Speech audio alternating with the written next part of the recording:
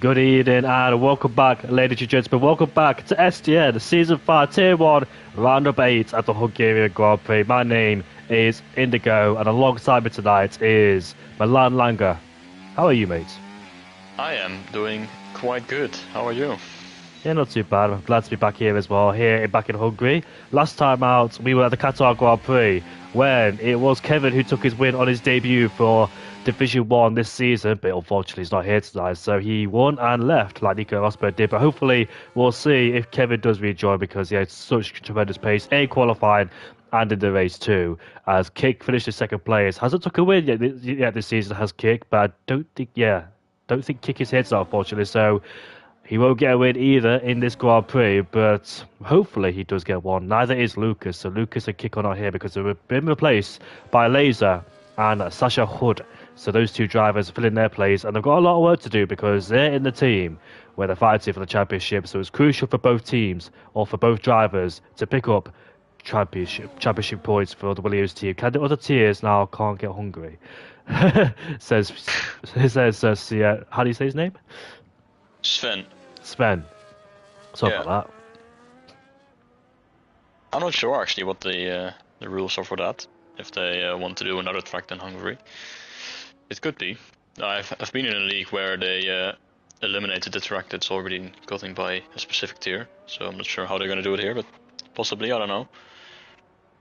After a good result back in Qatar, Williams are actually leading the championship ahead of Ferrari. So Laser and Sasha Hood may not know it, but they're the championship leaders, fulfilling the shoes of AMS Kick and Lucas as well. So they've got to do really well if they want to maintain the championship lead because Fireblaze and Mike are really quick as well. Mike and Fireblaze have picked up a couple of podiums this season, so they're on good form so far on the two Ferrari drivers. Then there comes Haas, who are currently third, with Eastbrand doing a fantastic performance in the Haas as he's the championship leader as well. And Alpine currently P4. They had a great start towards the start of the season when Matthias and Zach were the ones leading the way. But Matthias and Zach have been absent. Then Matthias or Zach returned last week and once again showed them tremendous pace. Razor Bulls are currently in P5 ahead of Aston Martin, Red Bull are P7, Mercedes are 8 ahead of McLaren, and Kick Sauber are currently last in the championship. I know Mummy Nick and Ticey and the other reserve drivers have been struggling this season, but they're still going and they're trying to put the effort in every single race as well. So they're trying their absolute best. But Ruben is on a flying lap in the Red Bull. He's making his way now towards that final corner, a long loopy right-hander as he makes his way back on the lap pedal. It's going to be a 40.9 for Ruben as he sets the benchmark as the others behind follow through too. So Ruben's currently first, 40.9.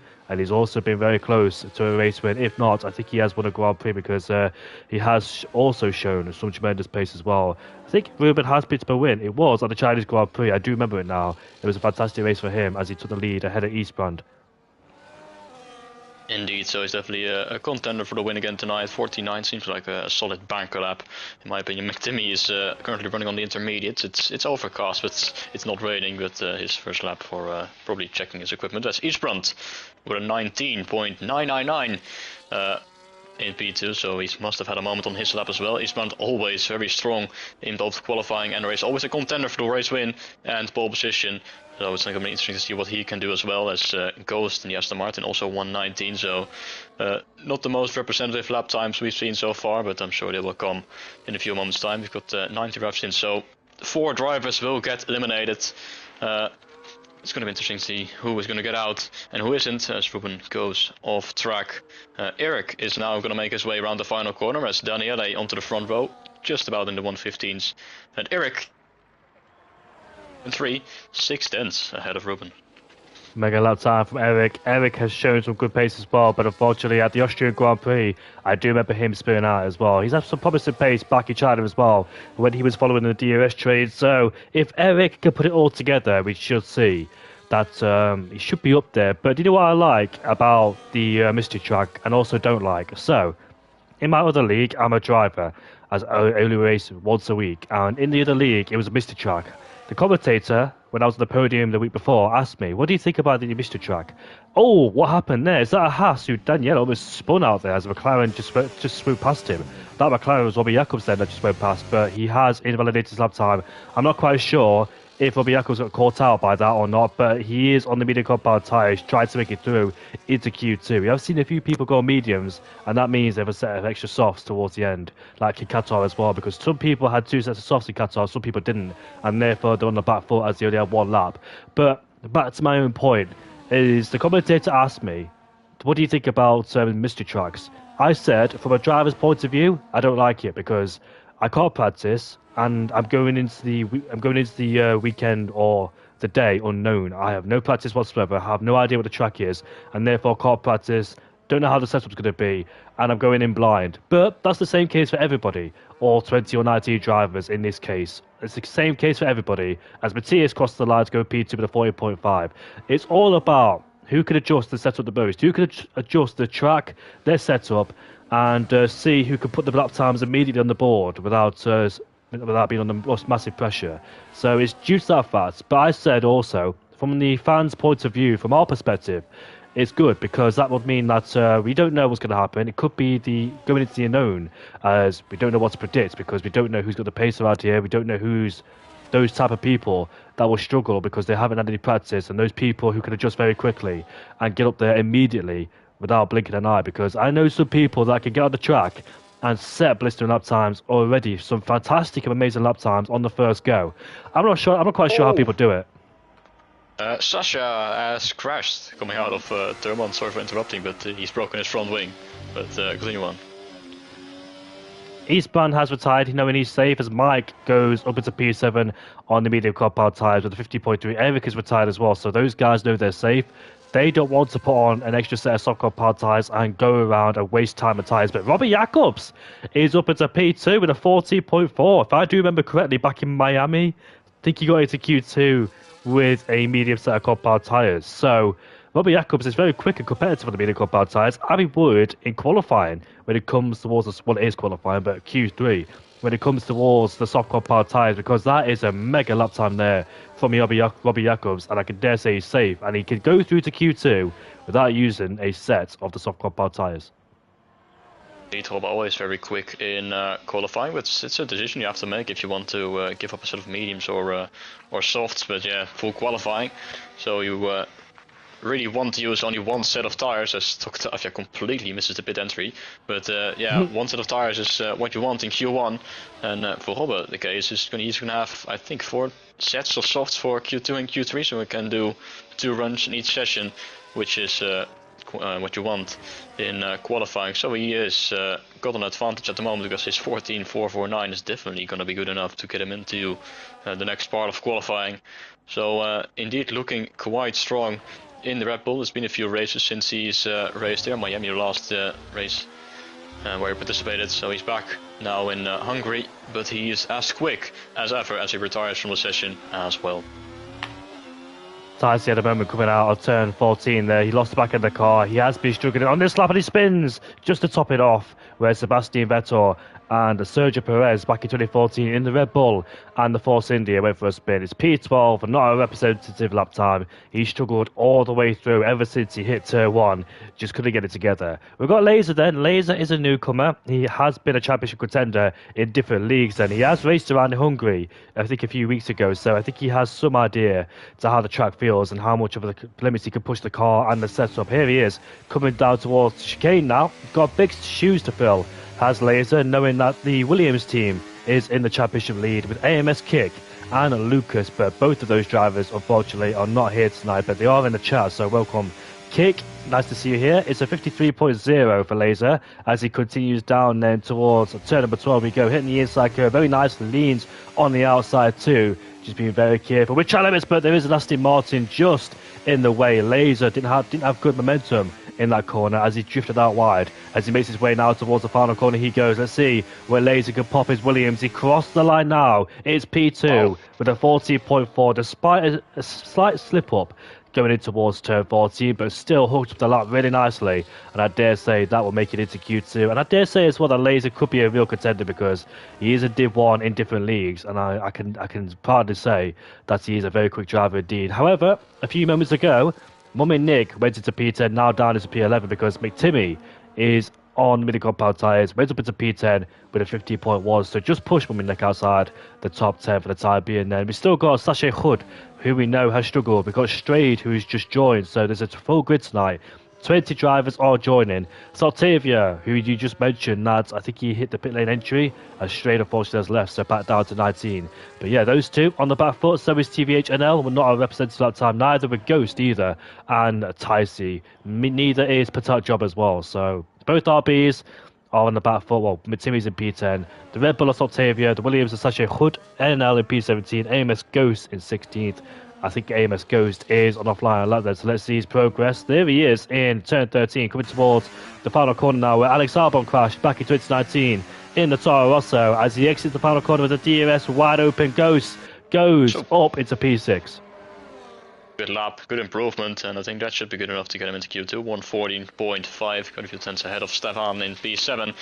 So Leijna also retires, so the entire top 5 think their lap is good enough to get themselves into Q2, and I can't blame it, it's definitely going to be good enough.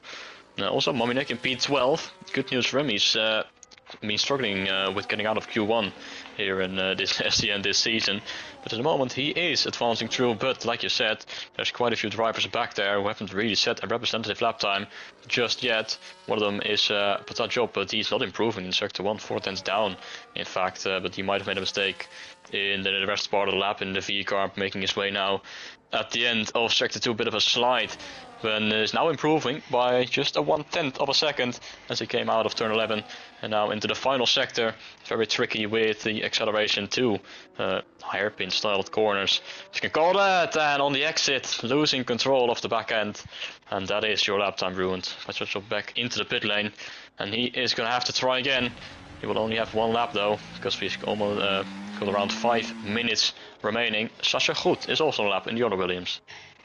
Advancing through then, this little sector he goes into fourth gear, just attacking all the curves, high speed as we make our way now towards this right hand. We go to really open up the entry there towards the curve. Some people use the outside curve to swing the car in. Aggressive turning style there for Sachet Hood as he leans on the curve on the outside before we make our way down towards this left-hander. Locks up on the inside, but still rotates the car very nicely as he gets in towards the final corner. He goes, chucks the car in. Now open up the exit with the DRS open. Let's see, can the Williams get himself inside the top 15? The answer is yes. He puts himself into P7 ahead of Stefan. So both Williams drivers are looking really strong as well. It must be admitted. Stefan, who used to be a Division 2 driver, as Straight said, he has internet connection problems, or EA's has problems, so fortunately he will not be able to join. But Fireblaze is 2/10s up in the first sector. Here he is then as he makes his way towards that chicane. It can be quite tricky as well because it's so easy to miss the apex. It's so easy to take too much curb and spin the car as well. Fireblaze is a bit understeering through there, didn't really get the car turned in as much as he wanted as he enters the middle sector, but still up by 4/10 of a second. I'm wondering, is this a brand new set of soft compound tyres? Well, it is, because he used a set of mediums to set his best lap time. So this is his first set of the soft compound tyres then, as he's making his way now towards the final corner. We know Fireblaze gets into Q3 comfortably, although back in Miami says otherwise. Here comes Fireblaze towards the line now. He crossed the line, goes into P4 with a 14.4. And 3 people have set a 14.4. So Fireblaze, I dare say, is comfortably through. Daniela in P12. He had a really strong showing in qualifying and the race. Unfortunately, got taken out down at turn 4, did Daniela. So it was a dismal day for him as he makes his way now towards in the middle sector. I know he struggled as well back in Qatar because he run a lonely race outside the top 10. And he picked himself up a 3-second time penalty towards the end as well, finishing down in P14, I believe it was, as he makes his way towards turn 13. Let's see what the Haas could do. Can he get himself back up there? As we've seen him before, plenty of time, showing some good pace. Here he is then, as he enters the final corner. Let's see what he does. P8 with a 14.6, as he demotes Ivan, and Stefan is outside the top 10. But the main aim is to get yourself inside the top 15, as Mike just put the cusp in P13. Yeah, Mike, he ran wide coming out of the last corner, turn 14, so he probably had to back off in order to not get himself an invalidation. So it's not looking too great at the moment for the second Ferrari driver, P13 at the moment. He's only a couple of tenths in the safe zone. We've got 2.5 minutes remaining. He doesn't have any fuel left to do another lap, so I think this might be the end of qualifying for Mike. He will have to hope that there are not 3 drivers behind him to improve, because with 2.5 minutes remaining, I'm not quite sure if he's going to be able to get back in time and then go out again. It's going to be very tight for the Ferrari driver. Sorry, there's a spinner at the exit of turn 8. That's Tyson, who unfortunately has taken too much to the outside curb and spun the car around. So that's him, done and dusted for qualifying. I don't think he's got enough time to make it back in the pit lane and get out there. I think Daniela's had a problem too, but we did just see him cross the line to complete that flying lap. So Timmy has set his best lap time on the soft compound tyres, medium compound tyres. Now he's on a set of soft compound tyres as he makes his way down towards the chicane. There's his teammate right in front of him, as Timmy just struggled a little bit on the exit of that chicane, going through this middle sector now, just trying to thread the needle, carry as much speed as you can, making sure you stay within the white lines of the track. He turned a bit too early, had to turn out, which caused him to clip the apex, and unfortunately he had a day's lap time. Now the problem is, because of that moment, he's got enough fuel, but not enough battery. So try and save as much battery as he can. He could be in the back foot here. Set his best laps on the mini compound tyres. We've got Memory Nick, we've got NL, we've got Batat Yob, who's got to P10. So the RB is inside the top 10. That was his teammate. But Timmy has started the lap with the lower percentage of EOS. He has, and he's also still on the mediums, by the way. He's taken the risk of doing all his laps on mediums despite being in the drop zone almost. He's on the cusp right now, P15, as Octavia is unable to get himself out of the bottom 5. So Octavia, he is going to be confirmed to be out in Q1, as well as Tyce, as he's in the pit lane. So that leaves Mummy Nick and TVHNL to try and improve, to knock out possibly McTimmy and Mike. He is retired from the session. Mike is in real danger at the moment of getting knocked out in Q1. McTimmy has just started another lap, but like you said, he has got the ERS disadvantage. He hasn't got a lot of in the battery as he jumps across the curbs in the chicane. Now in the middle part of the lap, turns 8, 9 and 10 can be very tricky with the curb stones, and on the exit he has invalidated. McTimmy is in P15. He could be out of qualifying as well if Mummy Nick and TVHNL improve. TVHNL is up by almost 0.2 of a second through sector 1, and it's looking quite good for the Mercedes driver to be able to get himself out of the danger zone. We've got 10 seconds remaining in qualifying. Mummy Nick, he is not improving. I think Mummy Nick is going to be out as well. And also Ruben down in P13, but I do believe he's on a flying lap in that middle sector. Here comes NL coming towards the end of the middle sector. He's 4/10 up, and this could put him maybe inside the top 15, depends. Can he keep it nice and tidy as he makes his way towards the final 2 corners, the slow speed corners? Here comes Ruben first as he crosses the line now to go up into P16. Here comes NL towards the final corner. Can he get himself into Q2? The answer is yes. Into P14, but Mike is in big trouble. The only person that can knock him out is Mummy Nick, but Mummy Nick is not on a lap time. He is, but unfortunately he's down by 0.4 of a second then, so that lap time will count for him as he makes his way towards the final corner. I don't think he's got anything in store as he crosses the line, stays P18. Both kick-sabers of Tyce and Mummy Nick unfortunately out of this qualifier session. It's been a real disappointing one for Sauber once again. They just can't seem to catch a break other than the Qatar Grand Prix when Danny finished in P10 on that day. But once again, it's another Q1 knockout there for Mummy Nick, and he has tried his best. To be fair to him, he still sticks in this league or this division despite it being very difficult. But you've got to say, give full credit here for not giving up whatsoever. But that's the qualifying done one. Now we go to Q2 and see what happens there, and that's when people go through in the top 10. The other 5 get knocked out. And that's we'll see what happens going into that Q2 session. But for now, we're just waiting to see who's been knocked out. It's both kick-sabers.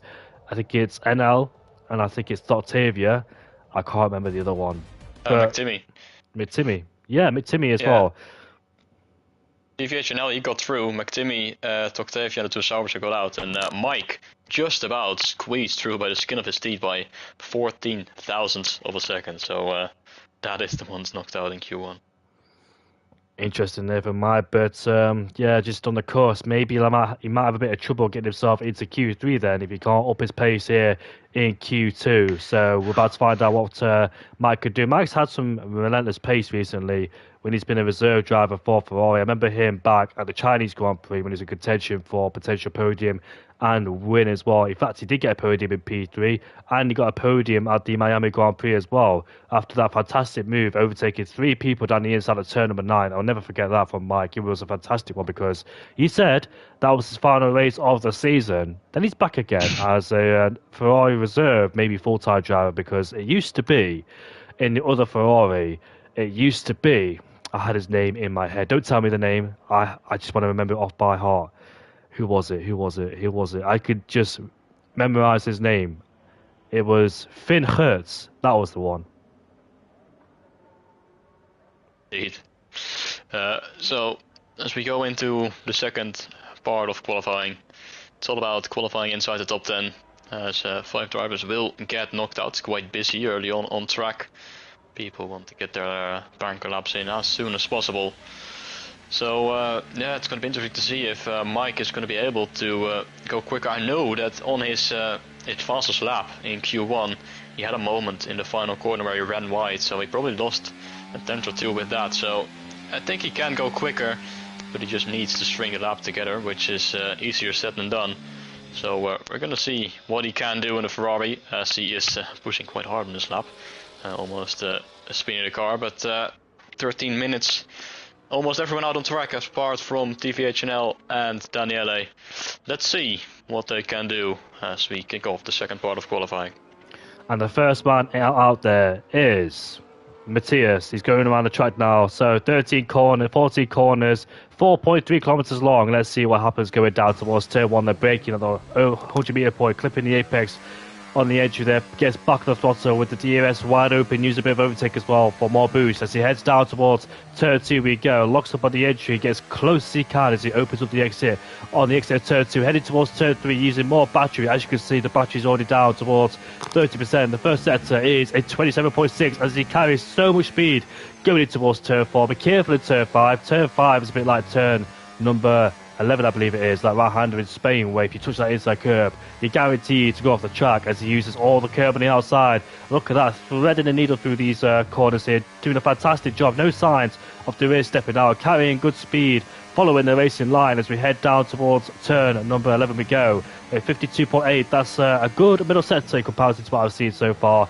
from other people as he locks up slightly going in towards turn 13. Now heading towards the final two corners. Be very patient with the throttle because it's so easy to lose the back of the car because you put so much heat into the tyres on the qualifying lap. As we make our way towards the final corner, let's see what lap time this is going to be. It's going to be a 14.0.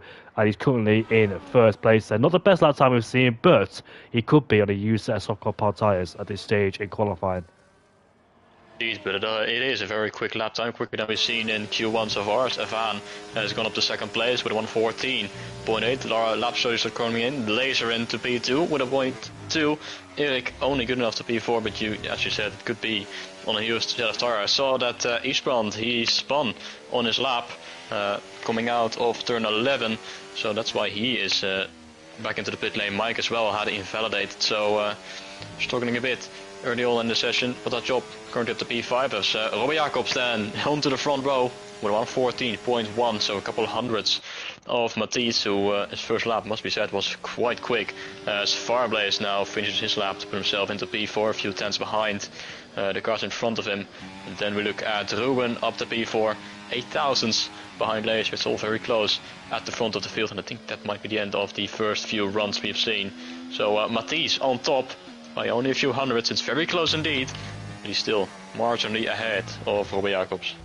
We're still waiting for his teammate Stefan, who uses a lot of curb there, going in towards turn 7 on the exit of the chicane. He lost the back end of the car, but saved it, but this lap time will be ruined as well. He's put it into medium, so he's not really been pushing that hard on this lap either. It's going to be a 53.3. He's about 5 tenths down to what Matthias did in the middle sector. There's an RB who's lingering on the circuit there, but hopefully gets out of the way. As Stefan hits him in frustration. I don't think that would be a good lap time anyway from Stefan, but luckily there's no grid penalty as Stefan is frustrated to get back in the pit lane. So hopefully these two end it right now because I don't want to see any more conflict or drama. Oh my goodness me, man. That's unnecessary. That's really unnecessary. Stefan obviously quite frustrated, but that's not the way you handle it. Yeah, I know. It is frustrating indeed to get blocked in your lap, but the RB was in the way. but the reactions was probably unnecessary. So hopefully that's the end of that. So we don't see any more of it. But as we continue then with the Mercedes driver going through turn 3, NL, who's trying to get himself in towards Q3. Let's see what he does as he makes his way now towards the end of the first sector at 26.6 in the first sector, or 26.8, sorry, in the first sector. For TVH NL, Laser has retired in the pit lane, so he feels comfortable and he's happy to do the one lap only on the set of soft powered tyres as well to get back in the pit lane and just chill out before Q3 starts. They give himself a bit of rest before qualifier starts. That's when the pressure really ramps up as NL coming towards the end of the middle sector sets a 53.7. Majority of drivers in the pit lane. Eastbrand is out there once again in the house. I do believe he's on a flying lap going down towards turn 2. He is right behind the Aston Martin. Here comes NL now to making his way towards the line. Let's see what he could do to Mercedes. Can he get himself inside the top 10? That's his main target. And let's see if he can or not. He does, but just. That's the slowest time we've seen so far as the times have been set by 10 drivers only, as we're just waiting for the rest of the drivers to set lap times. Here comes Eastbrand as he jumps the curve very aggressively going towards turn 6 and turn 7. The car is reacting well as he makes his way now towards middle sector, oversteers on the exit but still collects the car, keeps it within the track limits on the exit as well, coming towards this fast right-hander, a 52.7. This is going to be pole if he keeps it nice and clean. His Eastbrand did spin on his first lap, but that could have been an old set of soft powered tyres. But we'll see if it is or not. As Eastbrand then out to turn 13 he goes, headed in towards turn 14. I was off board, but I could tell he had a bit of a moment as he's really pushing the car. Eastbrand towards the line is a 40.0 and just beats Matthias to first place. Good lap time, beats Matthias, but not by much. Only 6/100ths of a second. That is good enough to put him on the front row as it stands. Still in Q2, obviously, but that is surely going to be enough to get himself through into the final part of qualifying.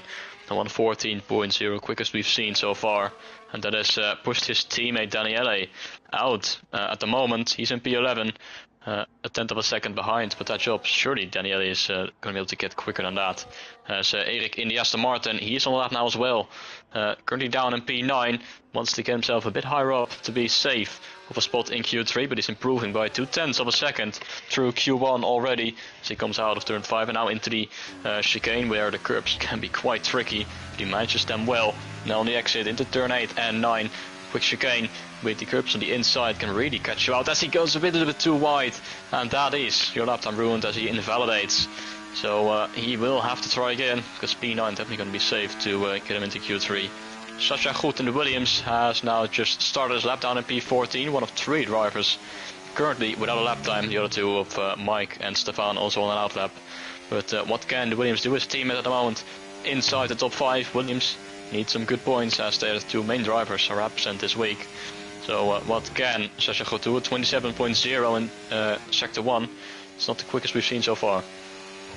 Going a bit wide as well, using all the curb on the exit as he makes his way down towards the chicane. He goes. Robbie Jacobs and Ghost have retired. Ghost was following Eastbrand on his lap time and he puts it into P4. So that's a good lap time there for Ghost. Both Aston Martins then inside the top 10 as we make our way now, or just inside the top 10 as Erik is currently P9. He's going to go for end of the flying lap, I believe. He's coming towards the end of the first set, just hitting the first intermediate split as he continues towards turn 4. But back on board with Sasha Goed as he makes his way down towards turn 13. Then let's see if he can keep it nice and tidy in these slow speed corners. He does, using all the track. Then bring it over to the left hand side to open up the corner at the exit of the final corner. Drifting a bit wide with understeer as he opens up the DRS as he crosses the line now. He's currently in P8, but just on the fringes of being knocked out there as other people will improve. I dare say the likes of Daniela, Pataccio, Mike potentially, Stefan as well. So we'll see those guys as Erik is 3/10 up in the middle sector, so kept it nice and clean. His last lap, he was super aggressive, utilised all the track on his last lap, but it was a bit too much at the exit of turn 11, I believe it is, as he makes his way now towards the final corner in 4th gear. Let's see where Erik can put his Aston Martin as he crosses the line now. It's a 14.2, and that is a mega lap times. These lap times are so close to a track like this, but it can be very difficult, especially in the middle sector, because it's full of technical, difficult corners. As Erik goes into P5, Stefan is up into P6 with a 14.2 as well, as the Ferrari is making his way up the pit lane. Mike is going into P9, Fireblaze has now been pushed into P10. Sasha Goed is not on a lap time. Daniela is in P P14, so let's see. No, he's not. He's backed off it, so he's not on a lap time. Is Daniel? But once again, it looks like he's struggling as his teammates currently so far is in first place, doing a mega job. Is Eastbound as he always has done this season, and we'll see if his teammate could join him in the mix there, because I think Daniela, the one time he outshined Eastbound was probably the Austrian Grand Prix, but unfortunately, I think he spun or made contact with somebody that had turned before in the heavy breakers zone. So that was his big chance of defeating Eastbound there. But it's not really been that promising so far for Daniela just yet. So hopefully his moment does come, because you've seen it, the glimpse of pace. But in terms of like getting into contact with other people, picking up penalties along the way, that's when Eastbound thrives, and he's able to manage to make sure he keeps it under pressure, keeps the session pressure soaked in, and not pick up any penalties or make any mistakes. If he does make mistakes, it's a minimum, and he doesn't make it again.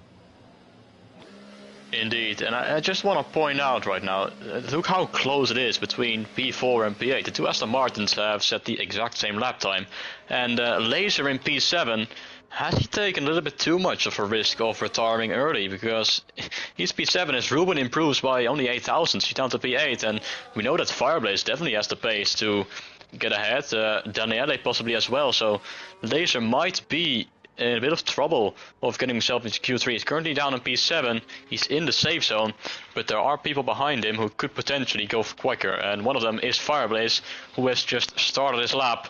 So let's see if he's going to be able to improve, as Eric now also retires from the session. Fireblaze already up by 2.5 tenths through Sector 1 alone, so if he continues this on throughout the rest of the lap, surely he's going to be able to get ahead.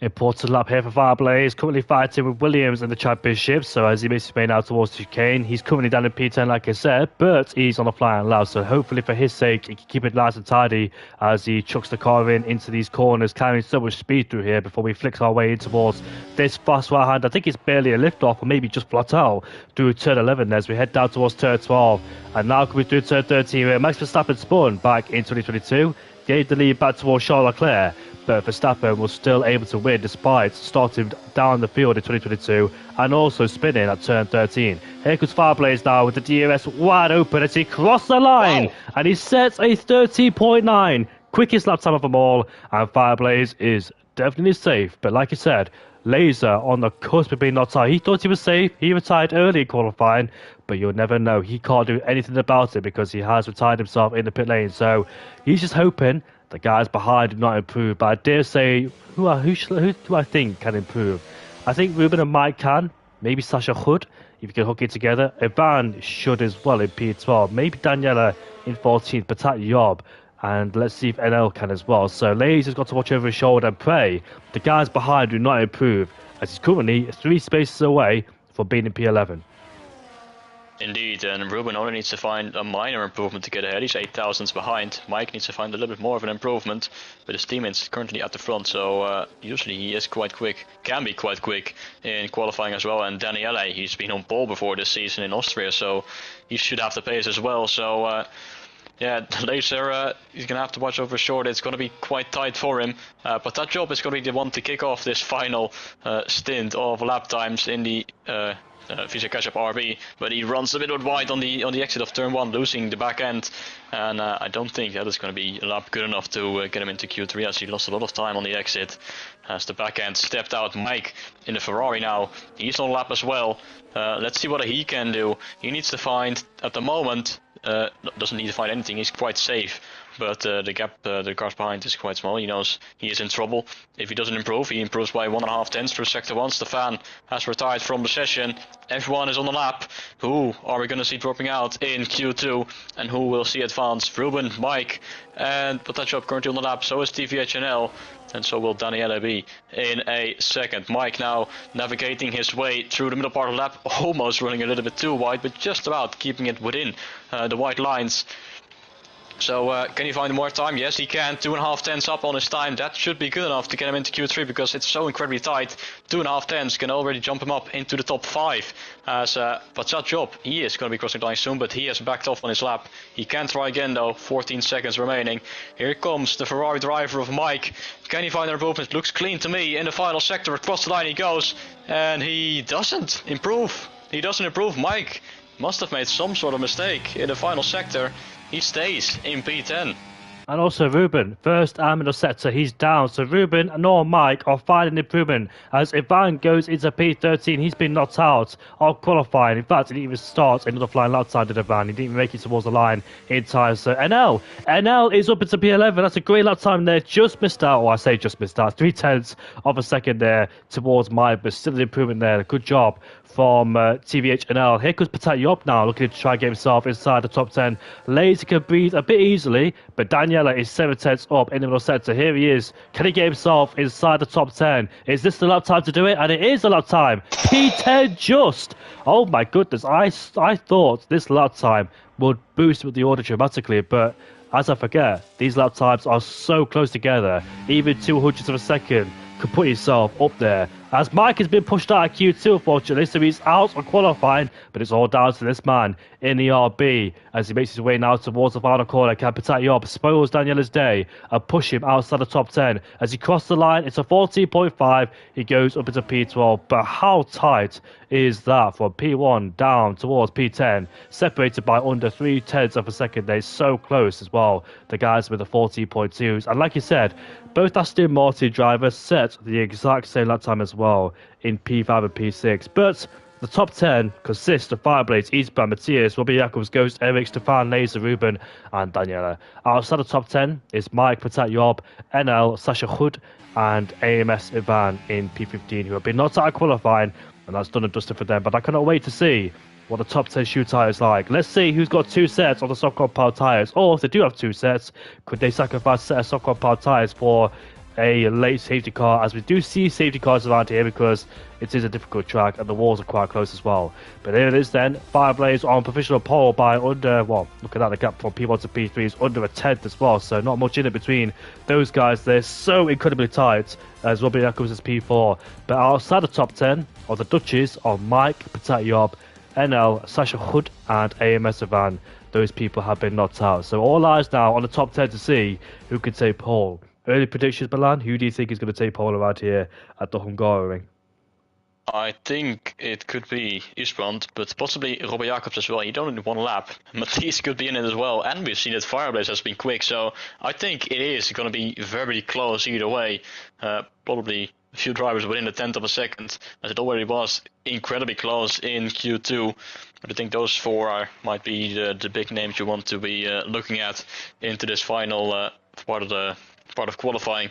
But it was incredibly close in Q2 as well. And Mike, unfortunately, he was very lucky in Q1 of getting through. In Q2, not as much lucky as he unfortunately got knocked out, which leaves 1 Ferrari into Q3, only 1 Williams as well of Laser, who got through, fortunately enough for him. 2 Haas drivers, 2 Alpines, 2 Aston Martins, a McLaren and a Red Bull. They will be fighting it out for pole position here at the Hungaroring. Who can string their lap together the best?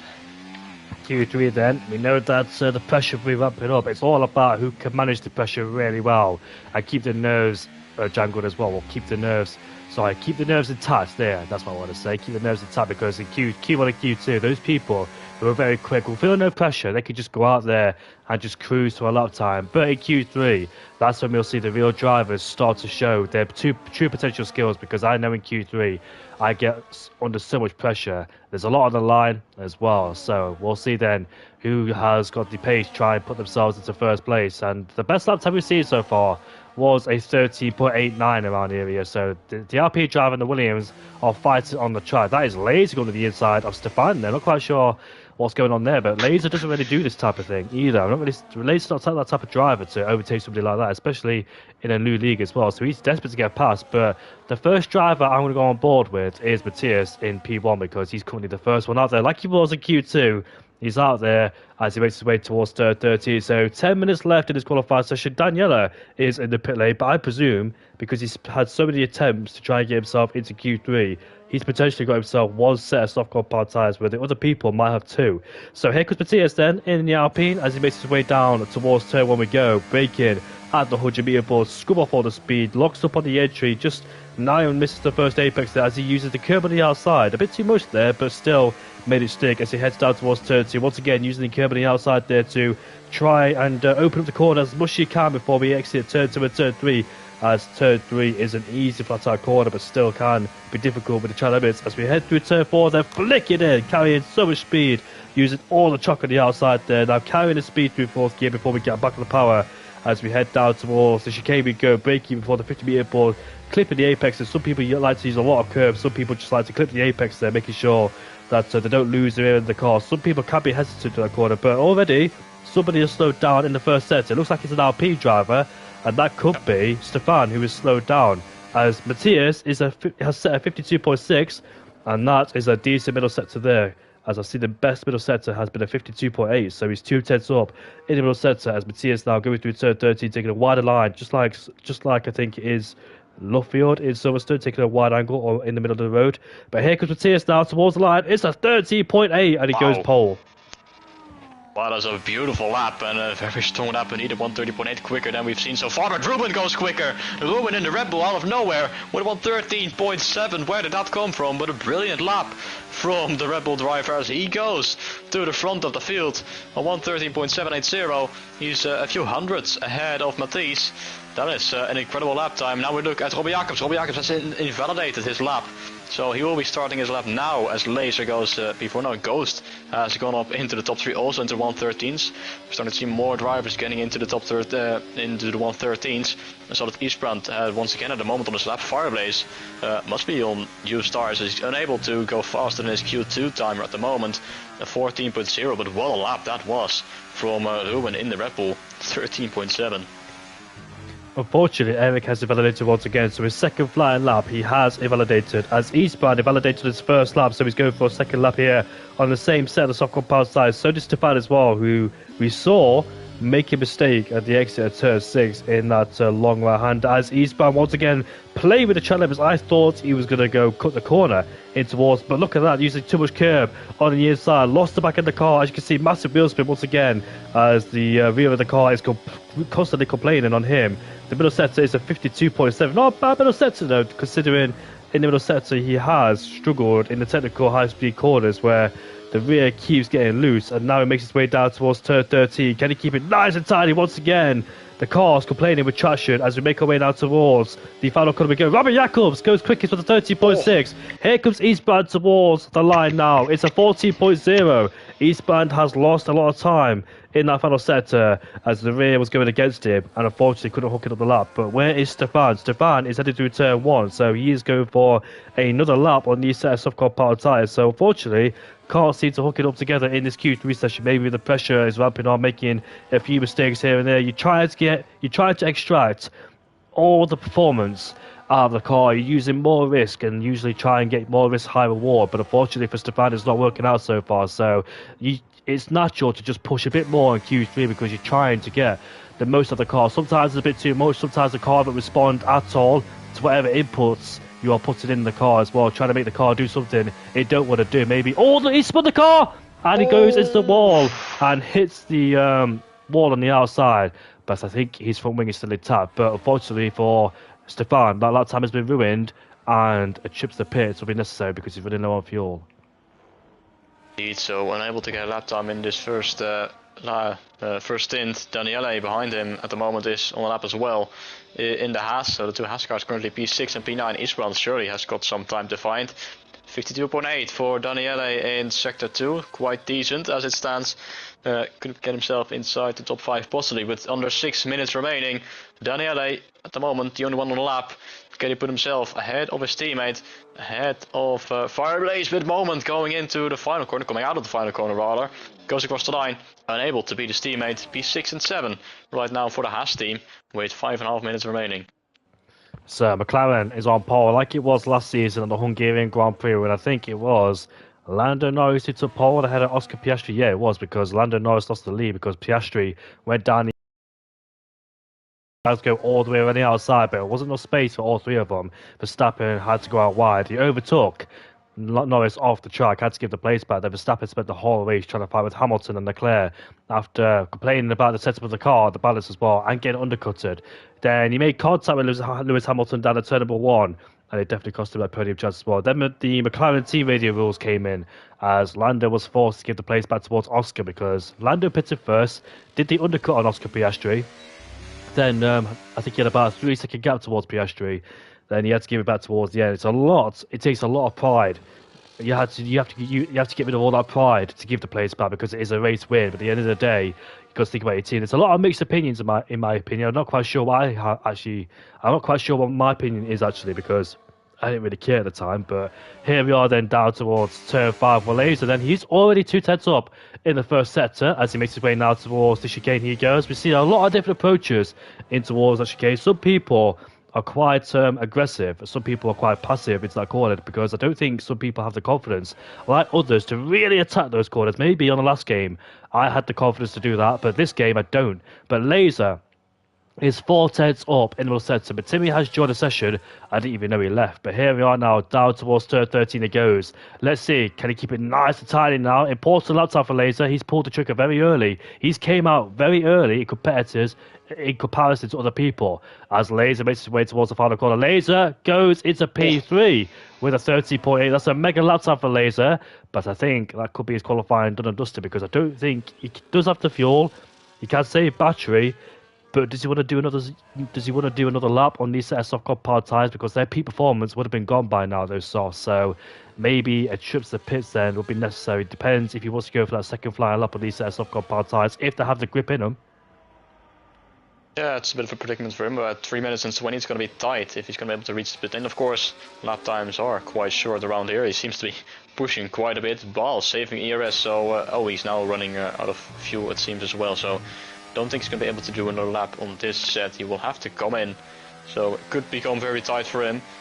We'll find out in a few moments time, but the others are started to go out as well. Matthijs, Fireblaze, Isbrand and Robert Jacobs, they have gone out for an outlap quite early as well, with just around 3 minutes remaining, which leaves an opportunity to, when you invalidate your first attempt, you could slow down, recharge and do another lap.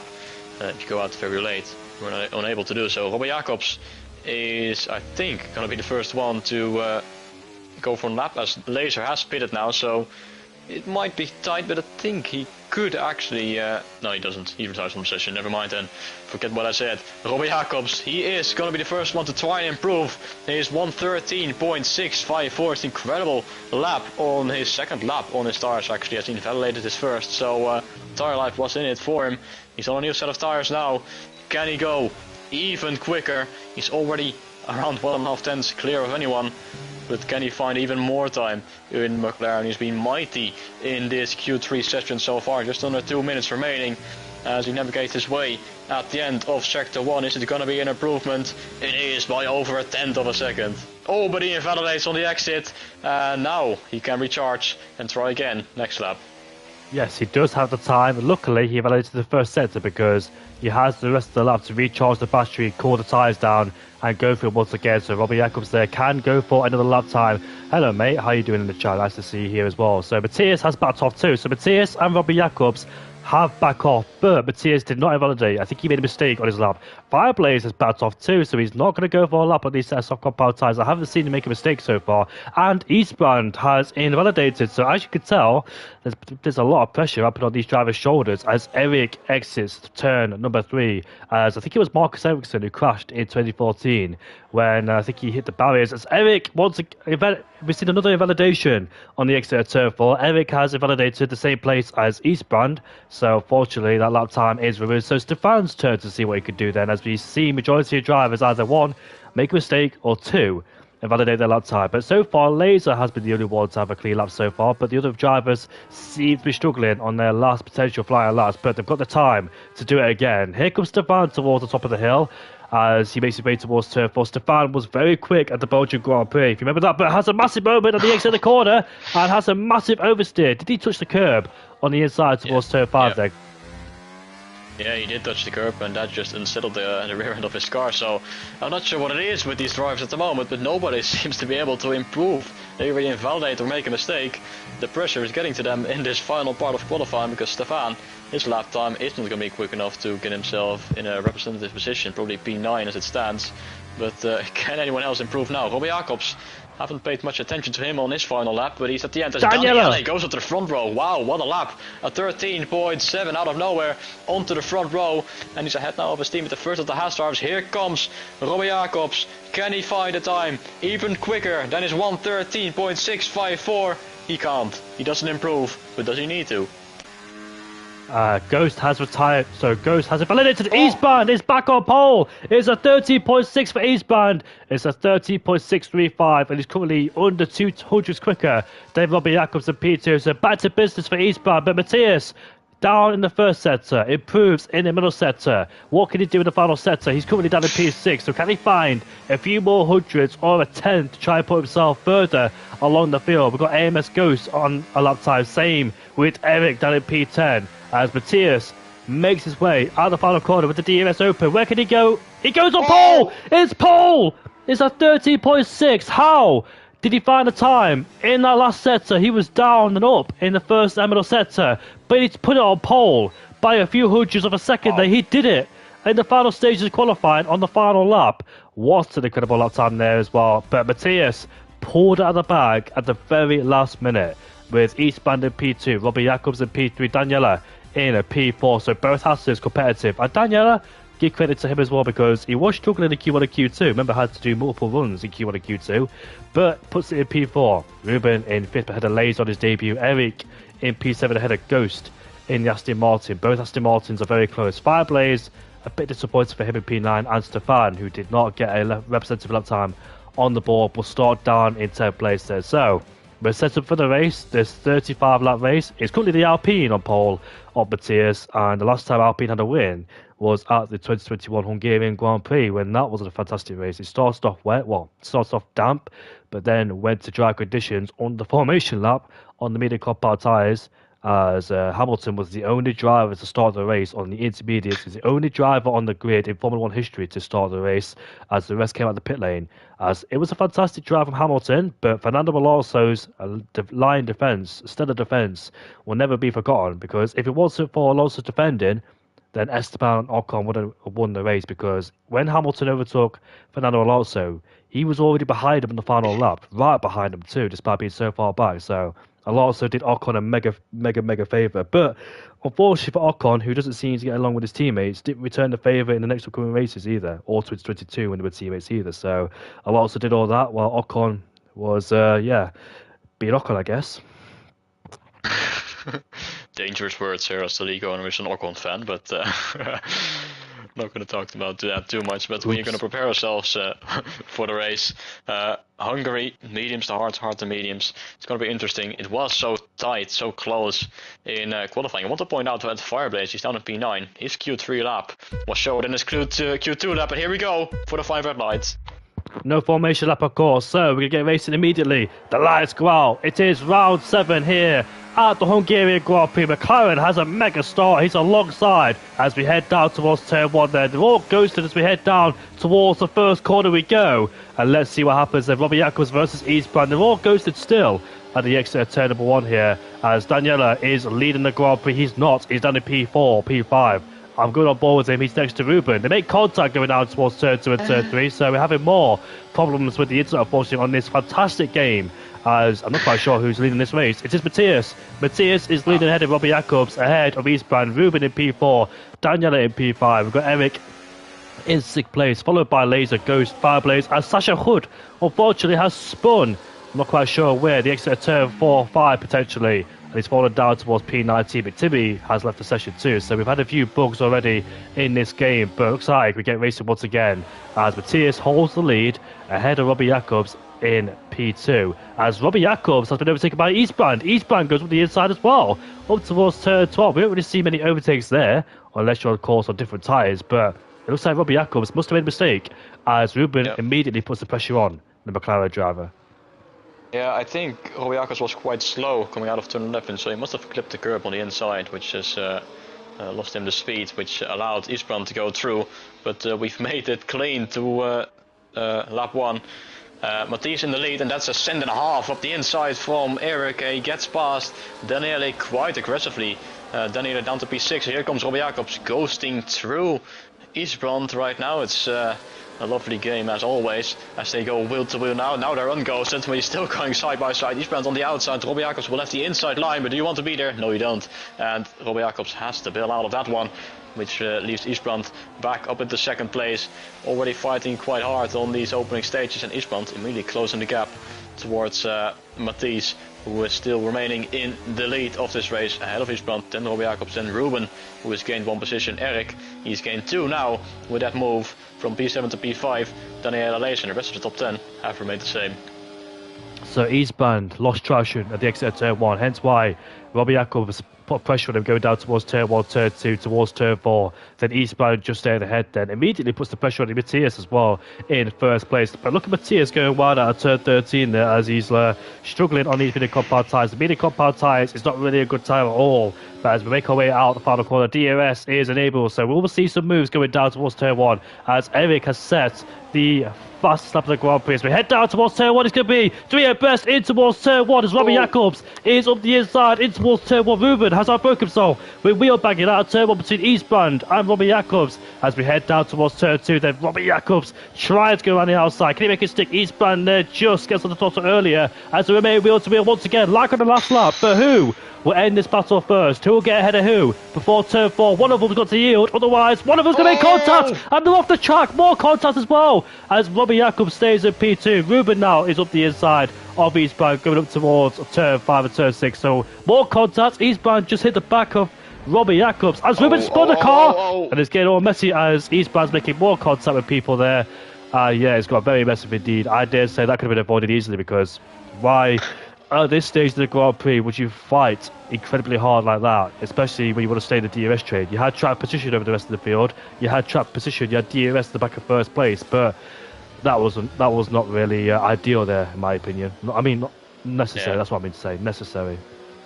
Seemed a bit of a frustration there from Eastbrand. He didn't want to back out of the move with Rob on his outside. Virtual safety car has been deployed, and I think that is due to Ruben. Yeah, he's done with this race. He's retired on track, so it's all kicking off in the opening stages. Virtual safety car is out, not a full safety car, but we can just take a little bit of a breathe as the Red Bull driver, unfortunately, has retired after being taken out by the Haas in the chicane. It was getting quite messy on the opening few laps. I do feel sorry for Ruben there, because he did nothing wrong. He just bided his time, watched the top 2 or watched second or third, fight it out, but unfortunately he got caught by the incident as well. Innocent bystander. Eastbrand and Robbie Jacobs getting their elbows out, being very aggressive, but they have lost the DRS towards Matthias, so Matthias has pulled away, benefited from those guys scrapping in P2 and P3. But now they're free again. Can Robbie Jacobs close the gap, get that gap under 1 second, and once again be in DRS range of Matthias as well? So Matthias has broke free, but for how much longer can he break free? Will the DRS train be reconnected once again? As Timmy has gone for a pit stop as well, so it looks like he also had problems down in his pads. He's a ghosted car still, he's in AI mode, so I don't think he's in this session, unfortunately. Maybe he's, I'm not quite sure what actually happened to him, because he's so far back. He's driving in AI, so on the first lap he must have made a mistake, but Daniela gets a drive-through penalty, and Robbie Jacobs too, so they both get a drive-through penalty for speeding under VSC, as they're a bit optimistic to get back in the DRS train, tried to manipulate the timing there, but unfortunately picked themselves up a penalty. So Robbie Jacob is immediately in the pit lane to serve his drive-through penalty and get that out of the way, but his race has been ruined then. So Eastbrand is back up into second place, but under massive pressure from Eric. He did have the DRS on that straight because Robbie Jacobs was in front of him. Have another dose of DRS as well on this second straight, because there's 2 DRS zones on this straight. So it looks like Eastbrand may be capitalising on that to try and bring himself forwards, as Bataillon has retired from this race, as Eric almost lost it at turn 2. Yeah, and he's stuck now as well, but he retired on track. So he's out now as well. He's still ghosted, but that's another retirement. That is a strange incident. But Robbie Jacobs, absolute bottle job from the McLaren. He's down at P16. All his good work in qualifying has become undone. Same for Daniele in the Haas. He will have to pit soon.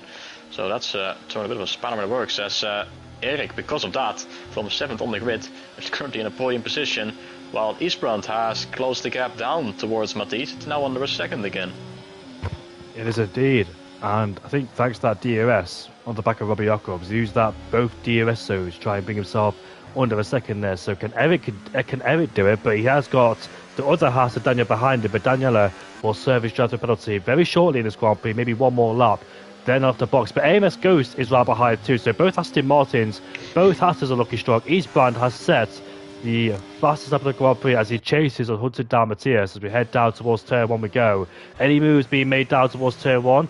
Not yet, so they're all close, but yet so far in this race, as Ghost almost lost traction next to turn 1. Tries to keep Laser behind, followed by Fireblaze as well, and Stefan in P8. Mike is on the hard compound tyres there, so he's on the durable tyre in this race before he goes on to medium compound tyres. Let's see if that strategy works in his favour or not. But Eric is pushing so hard in P3 trying to get himself under that 1 second gap, because if he doesn't, then he'll have a difficult time to get himself back into ERS. You can see him using ERS in not ideal places because he's trying to use everything he can to bring that gap down under 1 second, but it's not working so far for Eric as he's right just so close, but yet so far, it must be said. Followed by Daniel in P4. Yeah, he's trying his hardest to get it under a second, but he's not closing the gap at all. He only needs to hope that Eastbrand is getting held up a little bit by Matthias. 1.2 seconds is the gap. Needs to be under a second coming out of this corner, and it's not gonna be. And Eastbrand will have DRS to potentially go for the lead of this race as we come out of this final corner. Dalian is going to serve his drive-through penalty while his teammate is going for the race lead onto lap 7. Eastbrand takes the lead of this race as he overtakes Matthias, and it's a Haas in P1 again. Matthias drops down to P2. Eric stays in P3. Now ahead of his teammate Ghost. So the Aston Martin is looking quite handy now. P3 and P4 ahead of Laser, Firebase, Stefan, Mike, Ivan, and TVHNL rounding out the top 10 right now on lap 7. Both Aston Martin drivers could use each other for DRS. Daniela is left the session. Not quite sure what happened there. Maybe it's internet or he rage quit, but unfortunately he's gone out of the session. But what I'm saying is now that both Aston Martins could use each other for DRS, keep Laser, Fireblaze, and Stefan behind. Kind of what we saw back in the Austrian and Grand Prix and Qatar as well. Or maybe I'm thinking about a different race where the two teammates worked well together to keep the rest of the guys behind and stay in P3 and P4. But Eric off the track in that middle sector there as he was floating with the curbs on the outside, but just pushed him off the track, and he may have picked up a water for that one as well. AMS Ghost is right behind, but Laser got some mega pace. Can Laser sense a podium on his first time here in SDN? Maybe. He's got some big shoes to fill, like I said, with AMS Kick, and also Lucas not being here as well. As we'll make our way now towards the final corner we go. So close is Laser, right behind us. Matthias might take the lead back. He does. There's a Kick Saba who's spun. That's Ticey going for a spin. Matthias up into first place again, ahead of Eastbrand. And here comes Laser, but too far back as down the inside goes Stefan in turn 1 on Fireblaze, but Fireblaze has the outside line. And now Ghost will have to overtake his teammate because Laser's right behind. As we head down towards turn 2, Ghost going around the outside. You would have thought Eric would have made it easy for him, which he now does going in towards turn 3 as he puts himself into P3. That's what both Aston Martins need to do. They need to keep leapfrogging each other, to keep Laser behind, to make sure he can't get past. Be a road blockage, box him in, like we saw back in the Belgian Grand Prix with other people. Robbie Jacobs now puts himself into P14. It's a shame about Robbie Jacobs as well because he had such good pace, and so did Ruben, but mistakes were made along the way. A few people are a bit impatient, but hopefully nothing dramatic happens now from here towards the end of the race. Hopefully for Robbie Jacobs' sake, there is a safety car for his sake, but let's see if that helps him or not. Well, it should help him because he should get closer towards the field. But he might have a hard time making his way back to the field there in P14 with no safety cars. The DRS train is not too far ahead. Well, it is because Mummy Nick is in front of him, but unfortunately he won't be able to catch it. Here we are now, coming towards Fathers and Corners. Let's see what Laser could do. Can Laser find a way as AMS Ghost goes off the track in the last corner? That's a very odd line there indeed, as Matthias has been overtaken. Here comes Eric. Here comes Laser now. Try to split up both Aston Martins. This is what he's going to do. Try and split them up to have a chance to fight the other one. Laser now gets himself back into P4 ahead of AMS Ghost as he's been relegated down to P5. Here comes Mike, outbreaks himself, and Stefan goes through. Bit of a switchback from Mike though, now on the other side as well. He's trying to find a way past Stefan. He's still on the hards. He knows that in this stage of the race the mediums will be quicker, but he's all over the back of the Alpine, who's currently in a Ferrari sandwich, as that is Ghost, a bit of a moment there coming out of turn 5, as he lost the back end a little bit. Seems to be struggling with tires as well. He went off the lap prior to this and got himself a 3-second time penalty, already leaving a little bit of a gap towards Laser. 6 tenths. Laser already all over the back of the Alpine, the Aston Martin of Eric, so these two might be able to work together of some sort. Don't fight too much, or you will lose out, as that is Mike now getting past Stefan finally, as Stefan now drops down to P8, seems to be struggling a little bit as well. But now we make our way onto lap 10. Eastbrand at the moment in the lead of this race, 6 tenths he's got towards Mathies, and that is quite an early pit stop from Ghost. We've seen he was struggling with tires. And on lap 10 he is going to pull into the pit lane. He's not the only one, because Ivan in the McLaren also going in. I think that is quite early for my opinion.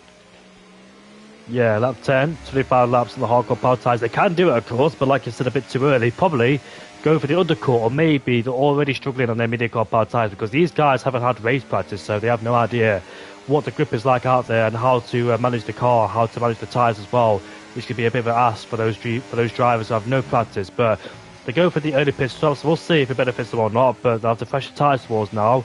And Milan, can you look in the tier 1 chat and respond to Daniel's message, because I can't seem to invite him because I have crossplay on, so unfortunately I can't invite him. But have a look at the tier 1 chat and see if you can invite him or not. But the top 2 keep extending the gap towards Eric. The gap is 3 seconds now as Tyson does pick up a 3-second penalty in this Grand Prix.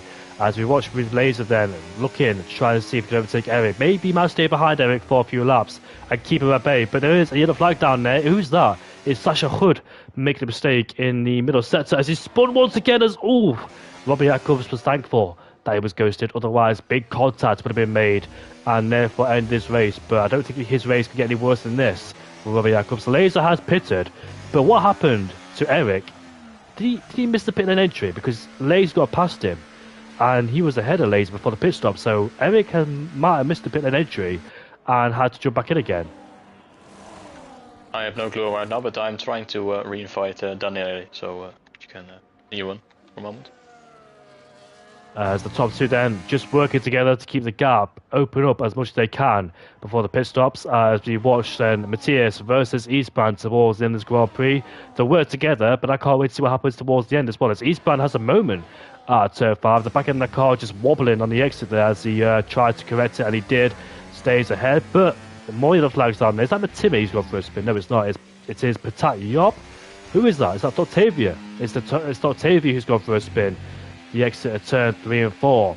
And he's gone off the track. He might go in the wall. Such a press went off in the wall, but thankfully he doesn't, because if he did that, then the safety car would have came out, and I dare say controversial decisions would have been said, or arguments would have been said as well. But thankfully he didn't do that, as I think he tried to get out of the way for the people, but locked up on the entry towards turn 5.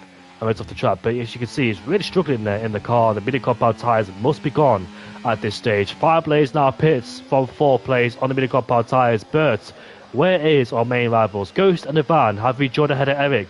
And there's more yellow flags down there. Is that Tycee going for a spin? It is.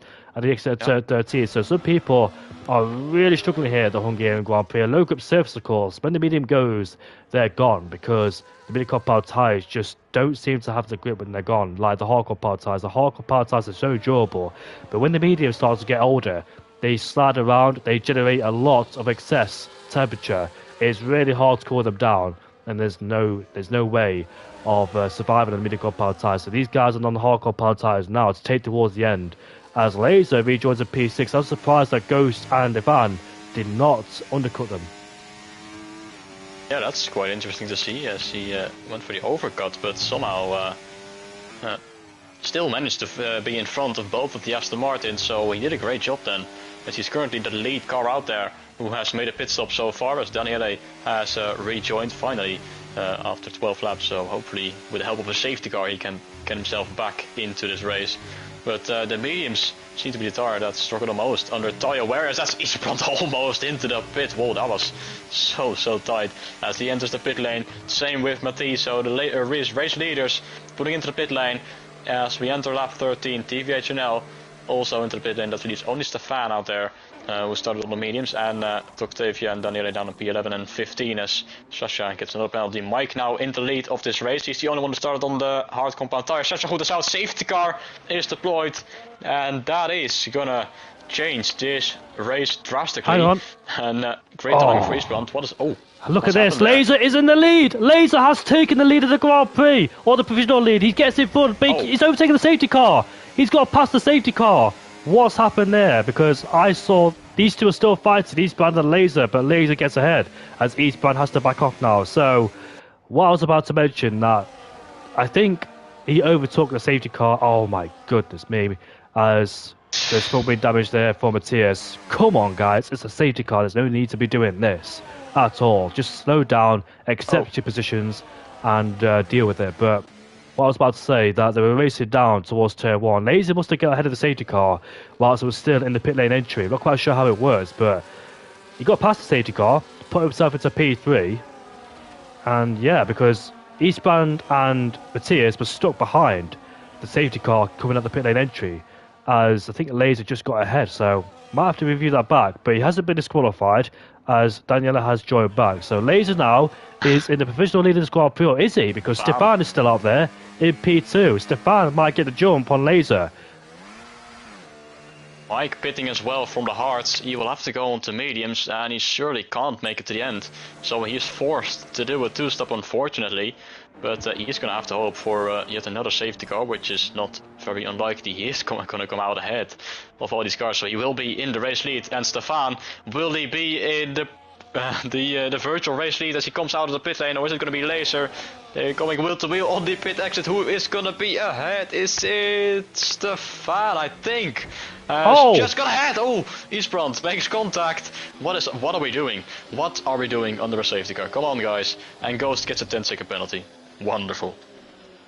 Yeah, we all need to be a bit more mature than this. There is still 21 laps left to go in this race. I know that Eastbrand might be frustrated with the amount of yellow flags that's been out there today, and a safety car too. It hasn't really ruined this, well, maybe it has ruined this race because he's lost track of position, of course, but he does have the pace to get back up there again. Stefan is up into P2 on a new set of hard compound tyres, so that has worked in Stefan's favour really well, as he got the massive overcut, and he's on pressure tyres as well. So does Stefan have a potential chance of having a race win or potential podium? But I know some of these guys are getting hot under the collar, and I dare say we might see a few more frustrating moments. As where is Matthias? Oh yeah, it's a massive shame for Matthias. He's on the soft compound tyres. He had to change his wing, and things have not gone his way at all in this Grand Prix. It's gone bad for Matthias after hitting the back of somebody on the safety car. But I'm not quite sure why these guys get so angry for it. I know the safety car came out, but at the same time, there's still a long way to go in this Grand Prix. There's still opportunities. 21 laps, anything could happen. Indeed, so there's still a long way to go, as Daniel is desperately trying to regain control over his car. He's joined his left, hopefully he can get back in as Sasha now leaves as well. So 16 drivers remain. McTimmy hasn't been driving since the start of this race. So as Robbie Jacobs is losing a position because Matisse into the pit lane gets a 10-second penalty for ignoring yellow flags. Is he going to retire from the position? I wouldn't be surprised. But yeah, it's all kicking off here in Hungary. Not sure what is causing this. Matisse back into the pit lane. Which side will he go on now? Onto the hards. He's going to serve his 10-second time penalty. That is good news for him. But yeah, it's quite chaotic right now.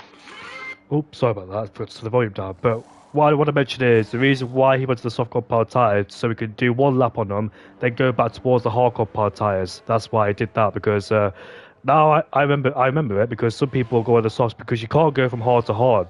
So you had to go from hard, soft, hard. He could take these hards towards the end. He's only done about one lap on these hard compound tyres, so that's the reason he's done it. And I knew that he wasn't going to go on the soft compound tyres because it'd be a trash tyre. With about 6-7 laps, that had to pit again and lose so much time. So now he has to catch up and hope for a good race. He's got rid of his 10-second time penalty, so he won't have that penalty over his shoulders towards the end of the Grand Prix. But this scenario has completely changed, as one Alpine was leading. Now the other one is in P2. The other one has fallen backwards into P15. What a drastic race so far, because Eastbrand and Matthias were alone. They had no there was like no chance of them being involved in contact. All of a sudden, a safety car comes out, and his race goes wrong, even though there's a safety car, because other people are backing into other people by slowing down dramatically. So, what a shame for Matthias. I would have loved to see what he could have done against the likes of Eastbrand and Laser. But Eastbrand now in P4 has lost the lead he built up with Matthias and has to do it all over again. Mike is on a brand new set of media compound tires. He is the race leader. I forgot to mention that he is actually the race leader, is Mike, but he might struggle towards the end of this Grand Prix because he is on the mediums. They can do 20 laps, but they'll be dead towards the end. So watch the drop off towards the end of the race for Mike in first place. He'll be under massive pressure from the guys behind, but the safety car has decided to stay up for one more lap, and it could help Mike as well save his tyres and the fuel as well. Some people might have underfueled the car, as they know a potential safety car will probably come out like this one, and the fuel have no problems with it whatsoever. But yeah, now things are quieted down. What's been your favourite moment in Hungary so far? Altogether, or in this race specifically? Altogether, that's what I meant to say. Altogether. Oh, that's a tough one, but I must say the 2021 Hungarian Grand Prix was quite special. I mean, there's not a lot of Ocon fans out there. I'm supporting him somewhat. I know white people hate him, and I don't understand why, because he's not really the best team player, but it was very wholesome to see him win a race, and Sebastian Vettel getting that podium only to get disqualified afterwards. But he did end up on the podium. It was good to see him smile in his final days in Formula 1, and I was just happy that Hamilton wasn't able to win that one. It's always nice to see a new face, a new winner in Formula 1. Oh, that is what I liked about Hungary in that season. And it was the race before I went to an F1 race myself, but that was in Belgium, and that was a lot worse of a race. But there's probably some more memorable moments out there in Hungary. But that's the first one that came to mind. What's about yours? I don't really. Well, what about mine? That's a good question. That's a good question actually. 2014 when Daniel Ricciardo won his second race in his F1 career, because I was supporting Rosberg. I admit I was supporting Rosberg in 2014, 2016 against Lewis Hamilton. But I like Hamilton now. I'm not really a fan of Hamilton, but I respect him a lot. So my biasness and hatred has gone for Hamilton. I do support him. I wish him well in Ferrari. But in 2014 when Hamilton started last with an engine blow up in qualifying 1, and he put it down at turn 2, but still beat Rosberg. I think Rosberg was converted to a 4-stop strategy, but Hamilton was on a 3. Then we saw Daniel Ricciardo overtake Hamilton on the outside of turn 2, then overtake Alonso down the inside of turn 1. Alonso could have won that race, but Ricciardo was quicker and won that race fantastically as well ahead. As Sebastian Vettel spun in the final corner, same with Sergio Perez. As Perez has had a lot of crashes here, but Mike is about to go as he locks up, as we're waiting for Mike to go. He does go right now, and off he goes then on the medium compound tyres. He will lead this Grand Prix, but here comes Ghost on Eastbrand as we head down towards turn 1 we go, as Eastbrand just stays in front, but here comes his teammate Eric up the inside of Ghost as he gets ahead, as Eastbrand there almost lost the car on the exit of turn 1. Laser gets, Eastbrand has hit the back of Stefan. It's been a messy race as both Aston Martins tangle, and it's almost left Ghost in the clutches of Fireblades. Robbie Jacobs is ahead of a van. So on this first lap under a safety car, there's been a lot of contact as well between teammates and championship rivals as well, as Eastbrand is risking a lot, because here he is in towards turn 6 and turn 7, but this time he uses his brain and backs off. Doesn't go for the move like he did on Robbie Jacobs as well when he made contact with Ruben, but he's forced Ruben out of this race in frustration. But Robbie Jacobs, we're halfway into this Grand Prix. He's still in P8. He's got a big chance if he wants to get the podium or win. But Eastbrand almost lost the car, and Eric might fancy a go, but he's not going to go for it down towards turn 13 because that'd be a bit of a risky move, and also don't want to lose time towards the rest of the people. Matthias gets ahead on Mummy Nick as well. Eric is also struggling as well on the hardcore power tyres, but Laser, his one and only win in SFR in season 15-16, sorry. He loves this track. He's only won one race since the past 2 seasons as Laser. That was at the Hungarian Grand Prix. So he does love this track. As we make our way down towards turn 1, he's in the DRS now. Oh my, DRS hasn't been enabled just yet. I thought we had more than 1 lap, but it's only been 1 lap so far. Daniel has been shuffled backwards. He must have had a mistake out of turn 1. And now Kick Salvers on Mummy Nick and Ticey are ahead with P30 and P14. Matthias is on the move as Daniela almost lost the car at turn 2, just saved it by the skin of his teeth as well. Robbie Jacobs is putting pressure on Fireblaze. Can Robbie Jacobs recover after the first few laps, making contact and had to go in the pit lane, running a lonely race, having no hope until a safety car came out, which brought him back in contention and might fancy himself a potential podium, maybe a win if he can get it or not, but we'll see if Robbie Jacobs can make his way through the field because he might get stuck in this DRS train. But Eastbrand, once again, is right behind Stefan. Eastbrand was catching Stefan in Belgium, unfortunately for Stefan, who spun out of Stavelo, which cost him a podium as well. As look at this, he's gone out wide at the exit of turn 13, almost oversteered into him at the exit of the corner as well. That could have been a nasty crash for both of them. As we make our way now towards the final corner, can Eastbrand overtake Stefan? Here comes Laser. Laser will take the lead of the Grand Prix on his debut here in SDN, puts himself into first place. What about Eastbrand though? Would he go for a move down towards turn 1? No, Fireblaze is on the back of Ghost, who's defending from Robbie Jacobs as well, keeping Robbie Jacobs at bay. Matthias is ahead of Octavia, as he almost lost the car himself out of turn 1, fighting with the traction as well, but he's up into B11. So it is Laser who's leading this Grand Prix. Can he control it from here on in? Gonna be tricky, but he knows that Mike is on the mediums, should be quick in this part of the race, but his tires will fall off. We saw with a few drivers early on in this race that the mediums, they really started to struggle after around 11, 12, 13 laps, so Mike should be good for at least a few more laps, but going to the end is gonna be very tricky indeed. But at the moment he's keeping with Lasers, his tire is still quite new, as Stefan is currently struggling a little bit to keep the stay right behind the Ferrari. He's got Eastbrand for company. Last one to want to be going for company because he's always quite quick, but he cuts the corner a bit too much and he gets a 3-second time penalty. That's a jinx and a half. And now Eric is right behind the Haas as well, two Aston Martins in fact, but Ghost also with the 3-second time penalty. We're on to lap 20.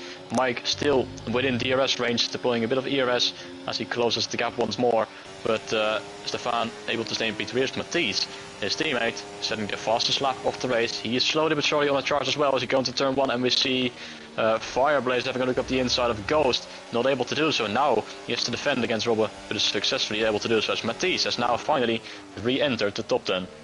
He has indeed. So great recovery drive from Robbie Jacobs and Matisse as well in P10. Also, Robbie Jacobs and Fireblaze all on a party together, so they might be communicating, saying, Fireblaze, Robbie, don't overtake me yet. I'm trying to overtake Ghost. But unfortunately, Eric's in the way as well. So both Aston Martins will help each other try and keep the rest of the guys behind. But on the last lap, Milan, did you not notice that Eastbrand and Stefan went side by side in chicane? That could have ended terribly there, but Eastbrand could have made the move, and Eric almost got past him as well. So that's why Stefan lost a bit of time towards Mike. But look at this, Eastbrand carrying more speed. As we head down towards turn 12 we go. It's going to be a risky move, but last time he did that, he cut the corner in towards turn, switching to the inside. There was no way he could have made that move. He's trying to go for moves left, right, and centre. I'm surprised, you know, the amount of times he's hit somebody, he hasn't lost his wing, so that front wing on the Haas, it must be really strong. As we open up the DRS once again on the main straight. Here comes Mike, but I think he's breaking on the slipstream of the rest of the guys behind, but Eastbrand is not able to make a move. You know what I've noticed from Eastbrand's setup? He don't have the straight line speed, he has the cornering speed, so that's why he's so quick in the middle and the last sector, but on the straights he's so slow, so that's why he's desperate to overtake people in the corners, and as you can tell, he doesn't have the straight line speed to try and contend with Stefan either. Yeah, but at some points he seems to getting a little bit too impatient with his moves, going for overtakes in place where he normally shouldn't see an overtake happening, but now he's in the part of the lap where he has the advantage with the wing advantage, as he's right at the back of the Alpine, who jumps across the curbs as well. But this is not really an overtaking opportunity. It's Mike once again getting himself a 3-second time penalty. That's an audacious move there from Eastbrand. Don't see anyone going side by side through there. Now on the exit, deploying the ERS, but he's just a little bit too far back to go for the move. He's desperately trying to find a way past as Mike runs off track. That invites Stefan out to have a look around the outside. It's not going to work, and that is Eastbrand hitting the back, I think, of the Alpine. It's all kicking off. Are we finally going to see a change of P2 now? Mike under pressure, but deploying ERS as Eastbrand runs wide as well. These cars are fighting it out while Laser has built a gap of over 1 second right now. Mike still on the DRS. Here comes Stefan, and Eastbrand almost 3 wide up the inside. Goes the Haas, and there's contact. Somehow they're still pointing in the right direction. Unbelievable scenes. Here comes Stefan around the outside, but Mike outbreaks himself, and Stefan says, "Thank you very much, I'm going through." Now it's Eastbrand's turn to get past. Can he do it? He forces Eastbrand off the track. Eastbrand has been in it left, right, and centre. Has the hash drive. He's been in so much contact. I'm surprised that from Wingers. Eastbrand again picks himself up at 3 seconds penalty. This, do you know what, from Eastbrand? He's got so much to lose in the championship, and he's risking it all. I know he's got some mega pace, but Matisse now has a 3 second penalty as well in this race as he's going for a move. He's off the track and he's almost in the wall. They're both in the grass and they're going to lose a lot of places. They're going to lose a lot of places. He's bouncing the wall again.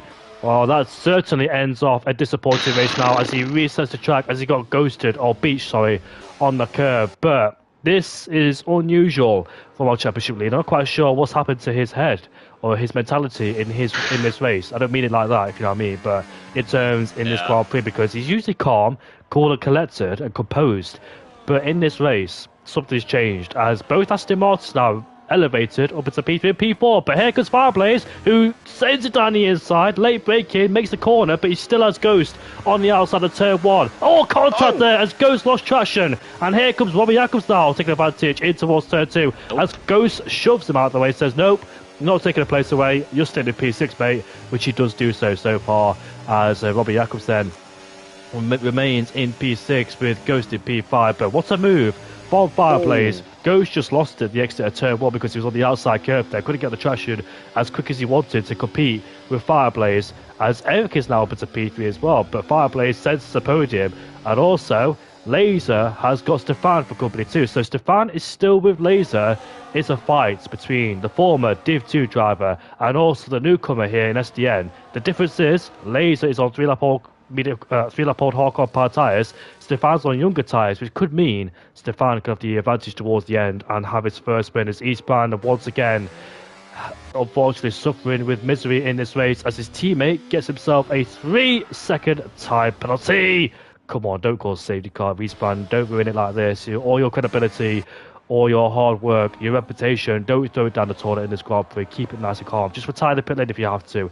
As here comes Fireblaze now on the inside of Eric in towards turn 1. Late braking, here comes Robbie Jacobs on the Aston Martin, but Eric gets a much better exit, but Fireblaze does have the DRS to fight back in towards turn 2 as Fireblaze stays ahead. For the time being, then the door's shut, Eric can't go through as the McLaren of Robbie Jacobs has been ghosted and dropped into P7. Ghost and Matisse are back up into P5 and P6. But what a drive so far for Matisse and Robbie Jacobs, despite their own problems in this Grand Prix by losing their wing under a safety car, or Robbie Jacobs who spun at the exit of the chicane after making contact with Eastbrand, but they're back up there.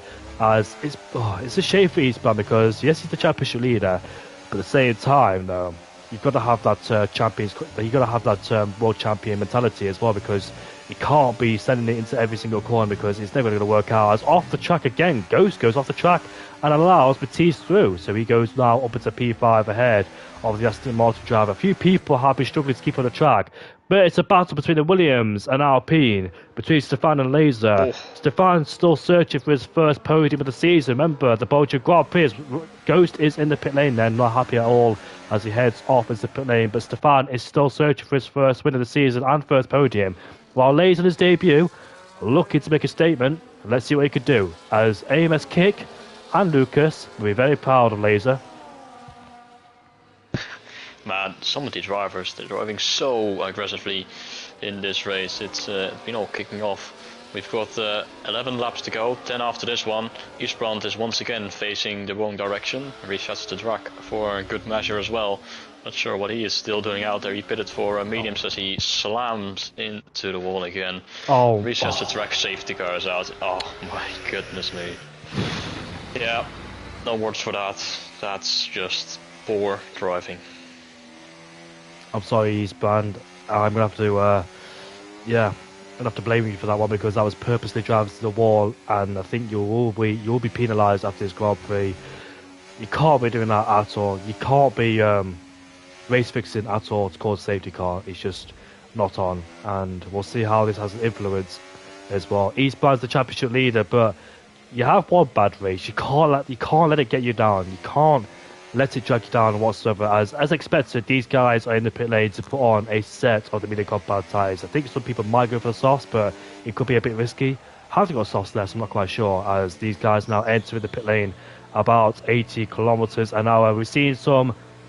Yeah, we've seen a lot of action. We've seen a lot of chaos, a lot of drama in this Grand Prix, as safety cars came out once again for the second time, but unfortunately not in the right way, as both McLarens are stacking up as well, as Robbie Jacobs is on the soft compound tyres, so that's going to be very interesting. Can he make him last towards in the race? The softs do drop off dramatically, so we'll see if he does or not. But these guys now on a level playing field, as Mike has stayed out on the old set of medium compound tyres, but I'm not really impressed with what I've seen so far, especially from Eastbrand. I expected a lot more from Eastbrand, but I think he still needs to work on that temper. Yeah, and if I were the stewards, I'm just gonna say, but I would disqualify Eastbrand after the race, because he's fixing this race. He has thrown himself back into the race by causing a safety car on himself. That it's just illegal. It shouldn't count, and it's very, very disappointing to see such behavior. But unfortunately, it has happened, and there's nothing we can do about it to change it. We have got now 10 laps to go, which will be 10 exciting laps. Robbe Jacobs has gone on to softs, the only one. Mike has stayed out, probably to have his teammate have a clean pit stop and not get double stacked, because he certainly, his tires, they are absolutely done right now. I think he's already been 12 laps on them. So Mike, what he can do is help his teammate by holding up Laser and Stefan, or he can pit and drop to the back of the grid. He's already got 6 seconds of penalty, so he might as well just help his teammate. That's all he can do. Fire Race and Ferrari still need a win this season, and this might be the best opportunity for Fireblaze to win a race.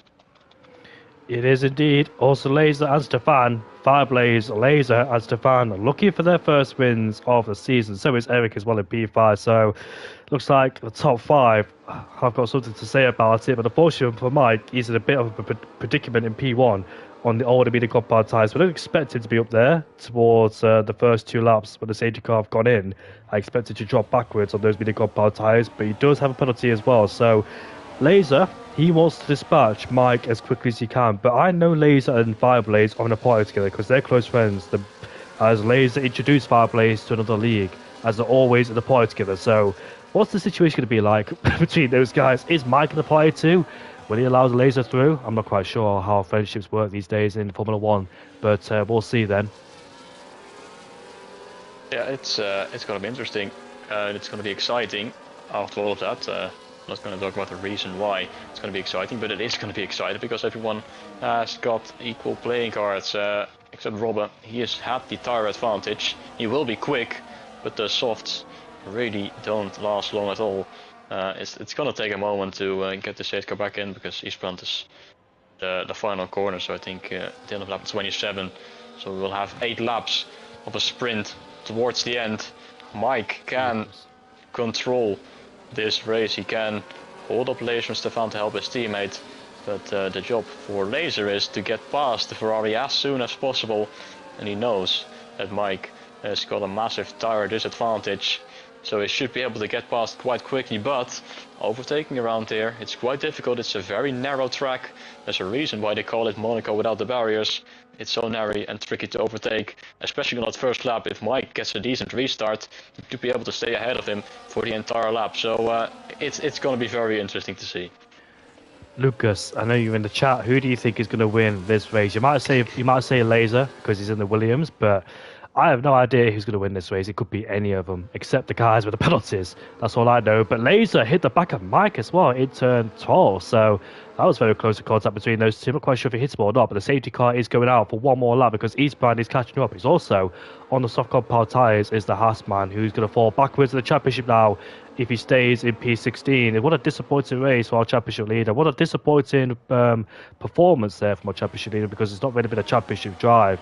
It must be said for Eastbrand. He might critique me after this race, but at the same time, things have got to be said, because if nothing's said, then nothing will get done and won't make you right for the next race either. So I'm sorry, Eastbrand, but you have to take the fall for that one, I'm afraid, as standards of racing should not be like that. If something happens, just report it and let the stewards sort it out, because if you make your own rules up, then things will get very, very bad indeed in the future. But yeah, Eastbound is currently first in the championship, but Lucas is second. Kick is in the chat too. So Kick, who do you think is going to win this race? I know you and Lucas are together in the chat, and your teammates are second, and the other driver is out of the Grand Prix, Sasha Hood.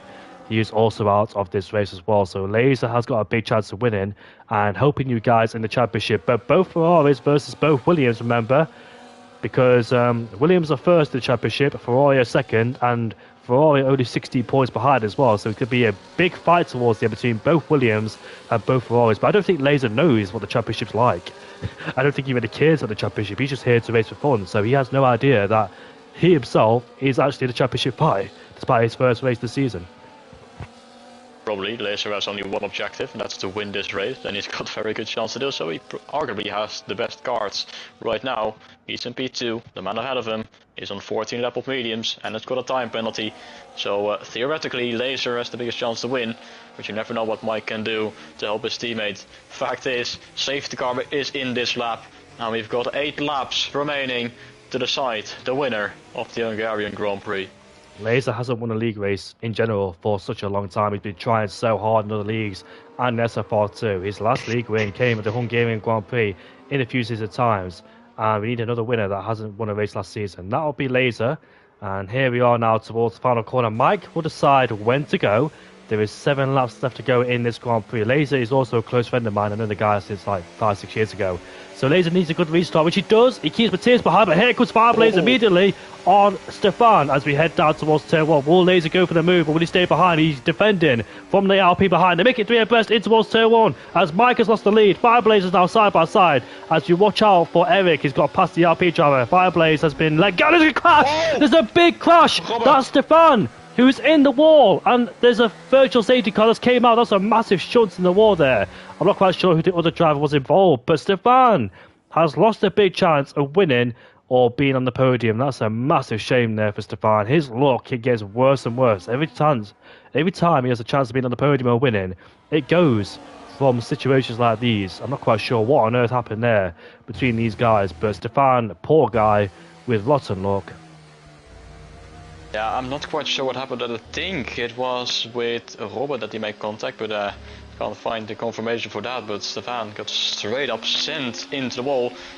We got a virtual safety car restart. This time Robert doesn't get a penalty. That is Mike, what are you doing? Don't go up the inside there. Makes contact with Eric, losing out 2 more positions down to P6 as Robert and Matisse both get past. Laser in the lead of this race, but he's got no buffer anymore because Mike's down to P6. It's a run to the line with 7 laps to go. He's got Fireblaze and Eric for company, neither of them having a penalty as well.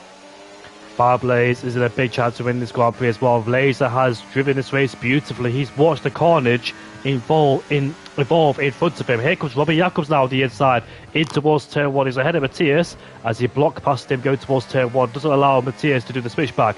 NL, look at TVH NL having a fantastic race, being very quiet in this Grand Prix. And now Mike is holding up Daniela, who's almost spun the car, and Octavia as well. This could be NL's best result of the season, keeping out of all the trouble there, currently in P6 so far.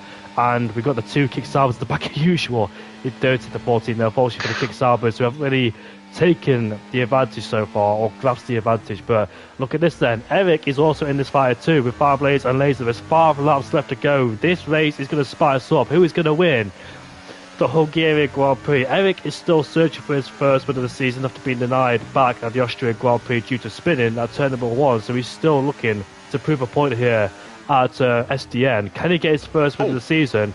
And what have you seen? Mike has gone straight into the wall, and that's another safety car. Oh my. What, just driving the wall, literally?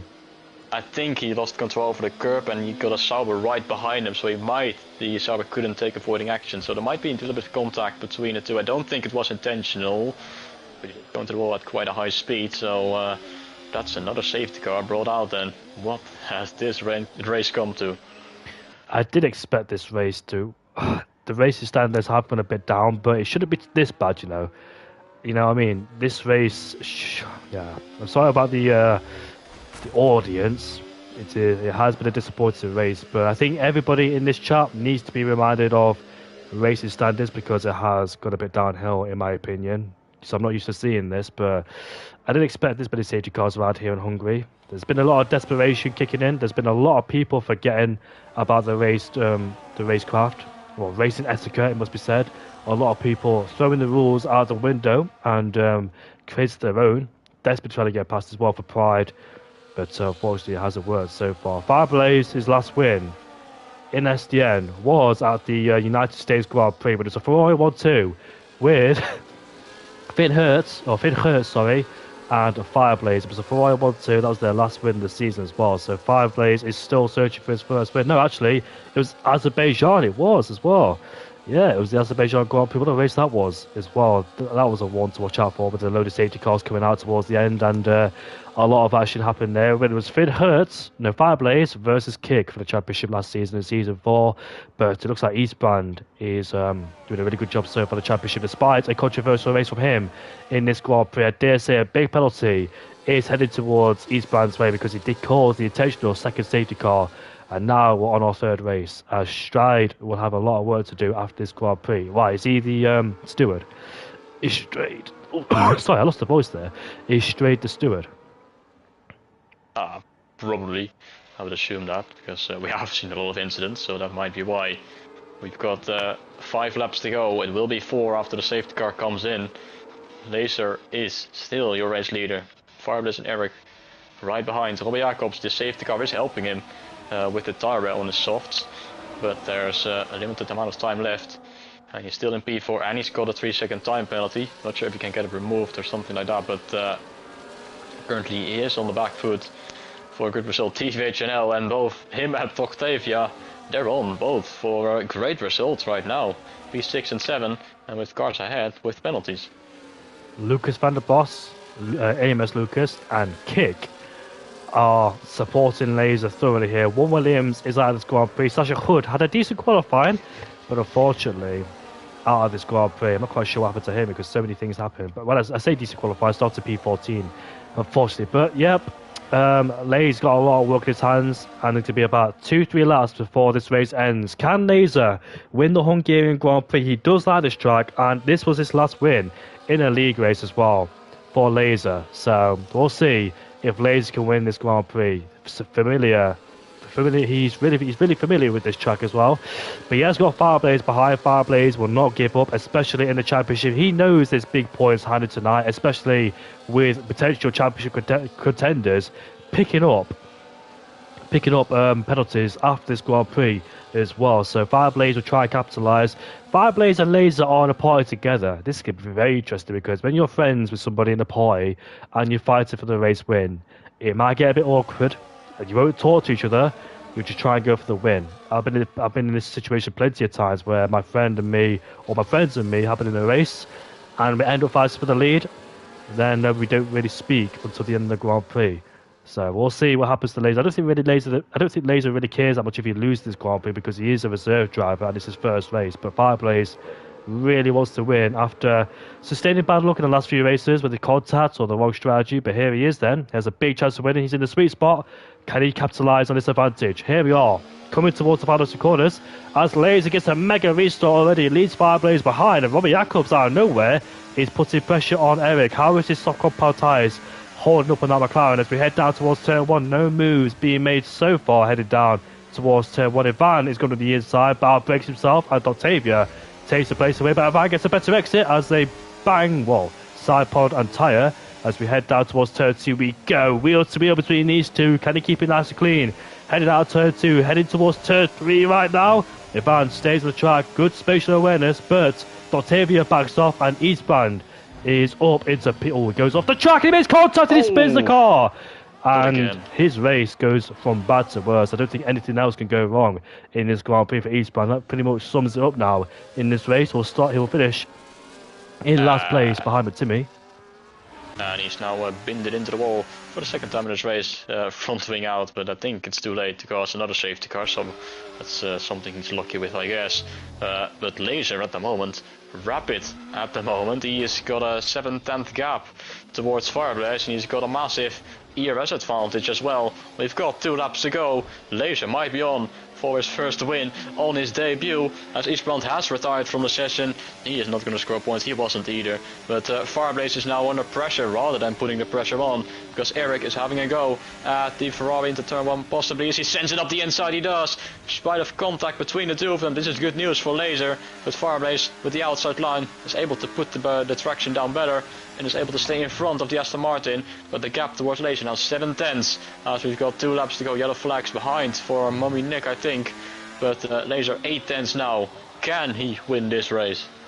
He's got one more lap, and there's only one lap of DRS as well, because DRS has been enabled, but Laser has got one more lap to defend against Fireblaze and Eric. I've been waiting for this moment for a long time for Laser. I've been waiting for him to win a race for such a long time, and I finally get to see it. Maybe if he keeps it nice and clean, hopefully he does not pick up a 3-second time penalty, not jinx it either. But Lucas and Kick have been supporting Laser in the chat to see the driver in the Williams spot doing a fantastic job in this Grand Prix, extending their gap in the championship in the Constructors. Laser doesn't know that Kick and Lucas are fighting for a championship. He just joined, so he doesn't really care. But he's just doing them a solid job.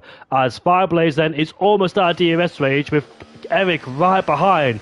Here comes Eric then with the DRS wide open. Fireblaze just gets it as we head down towards turn 1. On the main straight we go. Will Eric go for another move down towards turn 1? Will be late braking? It will be all. Fireblaze just defends there, so Eric does not go for the move. But down the inside goes Matisse on Robbie Jacobs. Those two are fighting in the earlier stages of the Grand Prix as we head down towards turn 2. Eric goes for a late lunge as they make contact wheel to wheel between those two.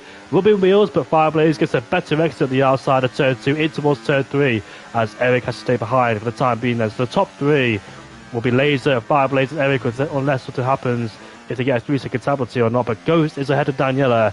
But all the attention then on this last lap, we'll go towards Laser, was in P4, P5 majority of this Grand Prix. Did he watch other people have mistakes and make contact as well, picking up penalties along the way? But Laser kept it nice and clean as he made the moves at the right time as well. The first safety car really helped him to bring himself back in contention when that DRS was broken. As we head down towards turn 12, then Laser hasn't had the winning feeling for such a long time, as he's been on the podium recently in league racing, but not on the top step of the podium for such a long time.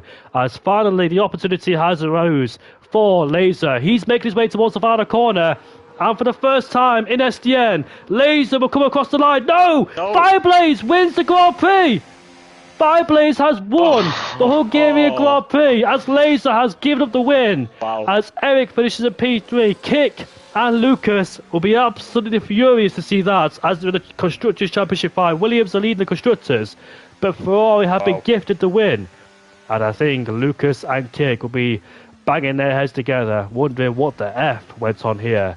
They are not going to be happy whatsoever. Lucas says, what in the charts? Just waiting for Kick's reaction right now. I can't believe what I've just seen. I don't know why you do that. What a gesture from Laser to his good friend Fireblaze. I mean, Laser deserved that win for sure. Fireblaze knows that. Fireblaze in the end will be the official winner. Congrats to him as well for getting the first win of the season. Even though it's gifted, it's always nice to be on the top step of the podium. But congrats to both him and Laser. They both drove phenomenally in this race, that must be said. Either way, Laser was a deserved winner. Fireblaze from 9th on the grid, also a brilliant job. 1 and 2, you can see it either way. But Laser, in the end, giving up his position to what was gonna be his first win. But to his good friend Fireblaze in the end gets the win after that. But oh, what an end that was. Did not expect that at all. In my opinion, even sorry, let me get my words out first. Even if I was close friends with other people, I still would not give a win to my close friend either. I know Laser and Fireblaze, they are close friends. I'm close friends with both of them, and you. But I would not give you the win if I had the chance. So, yeah, that is very interesting indeed. But I don't think Laser knows that Williams and Ferrari are on a Constructors fight. I didn't think he had a look at the championship, because why would he? He's not even. It was his first race of the season, so he doesn't really need to look at the championship. But yeah, let's see what happens then. In the maybe Fireblaze told Laser that he was in the championship fight. That could potentially be something they discussed. You never know, as they're good friends, as you said. I don't really like that, you know. I understand it if they were teammates because I think Lucas and Kick they swap places at the Austria Grand Prix in the sprint. But when it's a different team, and I don't really like that, because it kind of ruins the race a little bit. Because I had no idea that those two were actually going to do that until the very late stages. I understand if it was like teammates and one of them was in the championship fight, but yes, Oscar Piastri let Lando Norris go. But in different teams, and yeah, good. Yeah, I don't really know what to say about that one, but we'll see if the top three decide to join the podium interviews, Milan. Oh, actually. Yep, actually. We're doing it. Isn't it? We have invited the top three, including Eric. He doesn't really know who I am, but yeah, hopefully he'll join the session and and give us some insight to this Grand Prix. Hopefully indeed, but it must be said that was quite a chaotic Grand Prix, which might actually still be an understatement. There's all the carnage we've seen with plenty of lead changes, moments, spins, crashes, collisions. Everything you can imagine happened during this Grand Prix. Yeah, unfortunately some race fixation, don't love to see it, but in the end, that's really a phenomenal finish, and congrats to the top three, of course. It's always controversial here in Hungary. Back in 2007, when both McLarens held each other, Fernando Alonso held up Lewis Hamilton in the pit lane, and Hamilton wasn't able to get a lap in. And obviously, back in 2021, when 2021, when Valtteri Bottas decided to go bowling and took out both Red Bulls and Lando Norris. But yeah, Ouch. Here we are then. Oh yeah, Valtteri Bottas is your favourite driver, isn't he? Yeah, go on with the interviews. Oh, was your favourite driver because he's out of F1 now. Still is. Oh, don't do me like that. Sorry, but we move on to second place then. Second place, yeah, second place. Who shall I say who's second place, Laser or Fireplace? I'll go with you, Laser. Silence. Awkward silence there, but Laser, congratulations on your first race here in SDN. What a fantastic race from you. Great pace in qualifying and throughout the race as well. I think the opportunities slowly but surely started to open up for you when guys ahead were making mistakes, like both Aston Martins. We had Matthias, Eastbrand have their mistakes as well when they make contact with each other, and Robbie Jacobs as well. But what moment in the race did it come alive for you? Because even though you pitted a little bit later, you still got ahead of both Aston Martin drivers who went for the undercut on you, and you managed to get past one of them and get ahead of the other one while overtaking them as well. And under the first safety car, you took the provisional lead of the Grand Prix, and talk us through what happened then.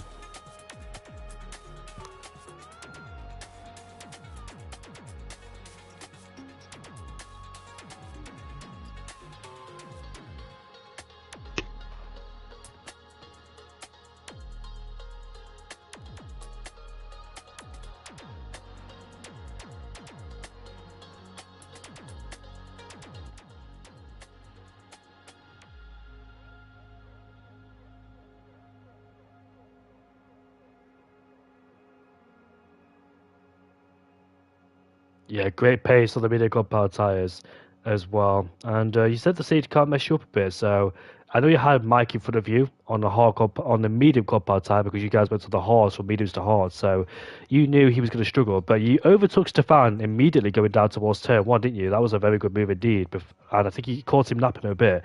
But you had Stefan on the back of you with younger tyres. Before that second safety car came out, the controversial one, you guys, I think you stayed out during the second safety car, didn't you? Because you didn't really need to pit again under the second one.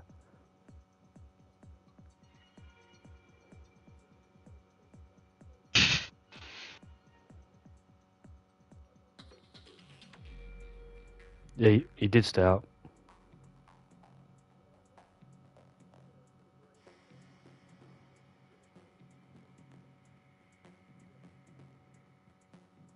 And now on the last safety car, you pitted on the medium compound tyres. Were you a bit nervous towards the end because, well, you had Fireblades behind you. You also had a few other competitive on the medium compound tyres behind you on the level playing field again on a set of medium compound tyres. So were you a bit nervous about any stage of dropping off the podium?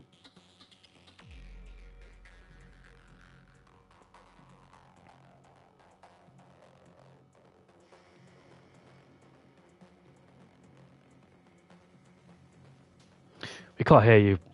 We can't hear you, mate. I mean, like, your voice is not shared. I forgot you tell me that you don't have your voice to share because you don't like other people recording.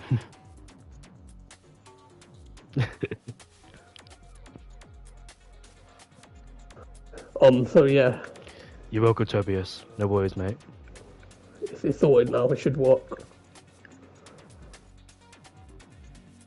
Oh, you're back on that. But yeah, Laser, I don't know what to say because, like, I thought you were racing for your own pride, but I think you upset some people because I don't know if you know, but that Williams and Ferrari are the constructors' fight. Williams are currently leading the constructors, but you gave a win towards a Ferrari, and those two people were cheering you on to the whole race as well, saying, "Come on, Laser, you could do it," or etc. etc. But I think you made some enemies today with the Williams boys. Damn, that is a bit sad. I don't know what to say. I mean, yeah. What made you give up the win towards Fireblaze? I don't know. I'm not sure. You're not sure. Can't say too much. No comment. I know why, because you're very good friends.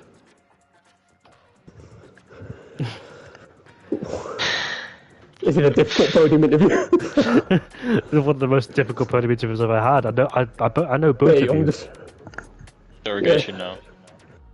It's interrogation, yeah. I know both of you, and I've never had a podium interview like this ever.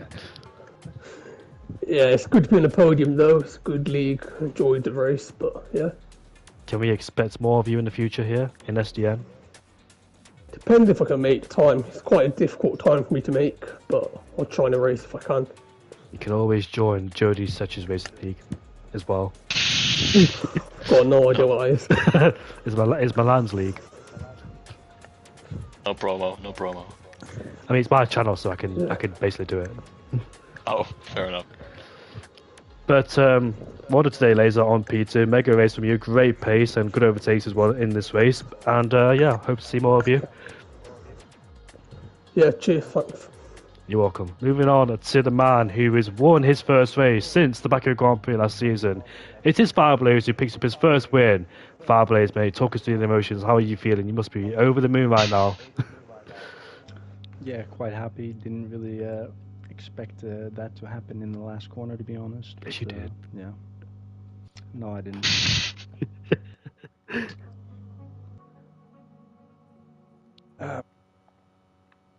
Didn't really have that great a qualifying. Was able to make up some positions in the race. Was a bit stuck behind Ghost for a while. Eric was also hot on my heels, so yeah. It was a race of attrition as well. Yeah, it was indeed. As there's a lot of people, there's a lot of contact, a lot of controversial moments, but you thrived through it. You kept Eric behind because he was challenging you down towards turn one. You must have been very nervous on the last lap because Eric was right behind you, and also Matthias was as well. Yeah, he was attacking like crazy, going into the corners. I was luckily able to fend it off just about. He got alongside me quite far into the corners as well, but yeah. Yeah, he did indeed. Was you expecting a podium or a race win at all today? Because I know you started quite far down. Like you said, you had a disappointing qualifying. But like I said to Laser, I think other people around you had their own problems today, like Eastbound, Matthias, Ghost, Eric, and Stefan. They all had so many problems. Plus, your teammate was on the opposing strategy from harsh to medium. So it did benefit your teammate because he had to go on the medium compound tyres very early in that race as well. So I think his main target in that race was to help you being on the opposing strategy that wasn't going to work because the tyres would have been gone towards the end as well. So a lot came your way. You tried to keep out of trouble, and I think you kept out majority of trouble. I didn't really see you much in contact, but yeah, keeping out of trouble was the main thing today, wasn't it? Yeah, no, I didn't really have any incidents today. It was just trying to keep my nose clean, indeed. Yeah, and indeed, a lot was happening around me. And just me profiting from the safety cars was basically also a massive thing, if you ask me. But yeah, I think there were like 5 in total today. Literally 3 full course and like 2 virtuals, I believe. Maybe, I have no idea.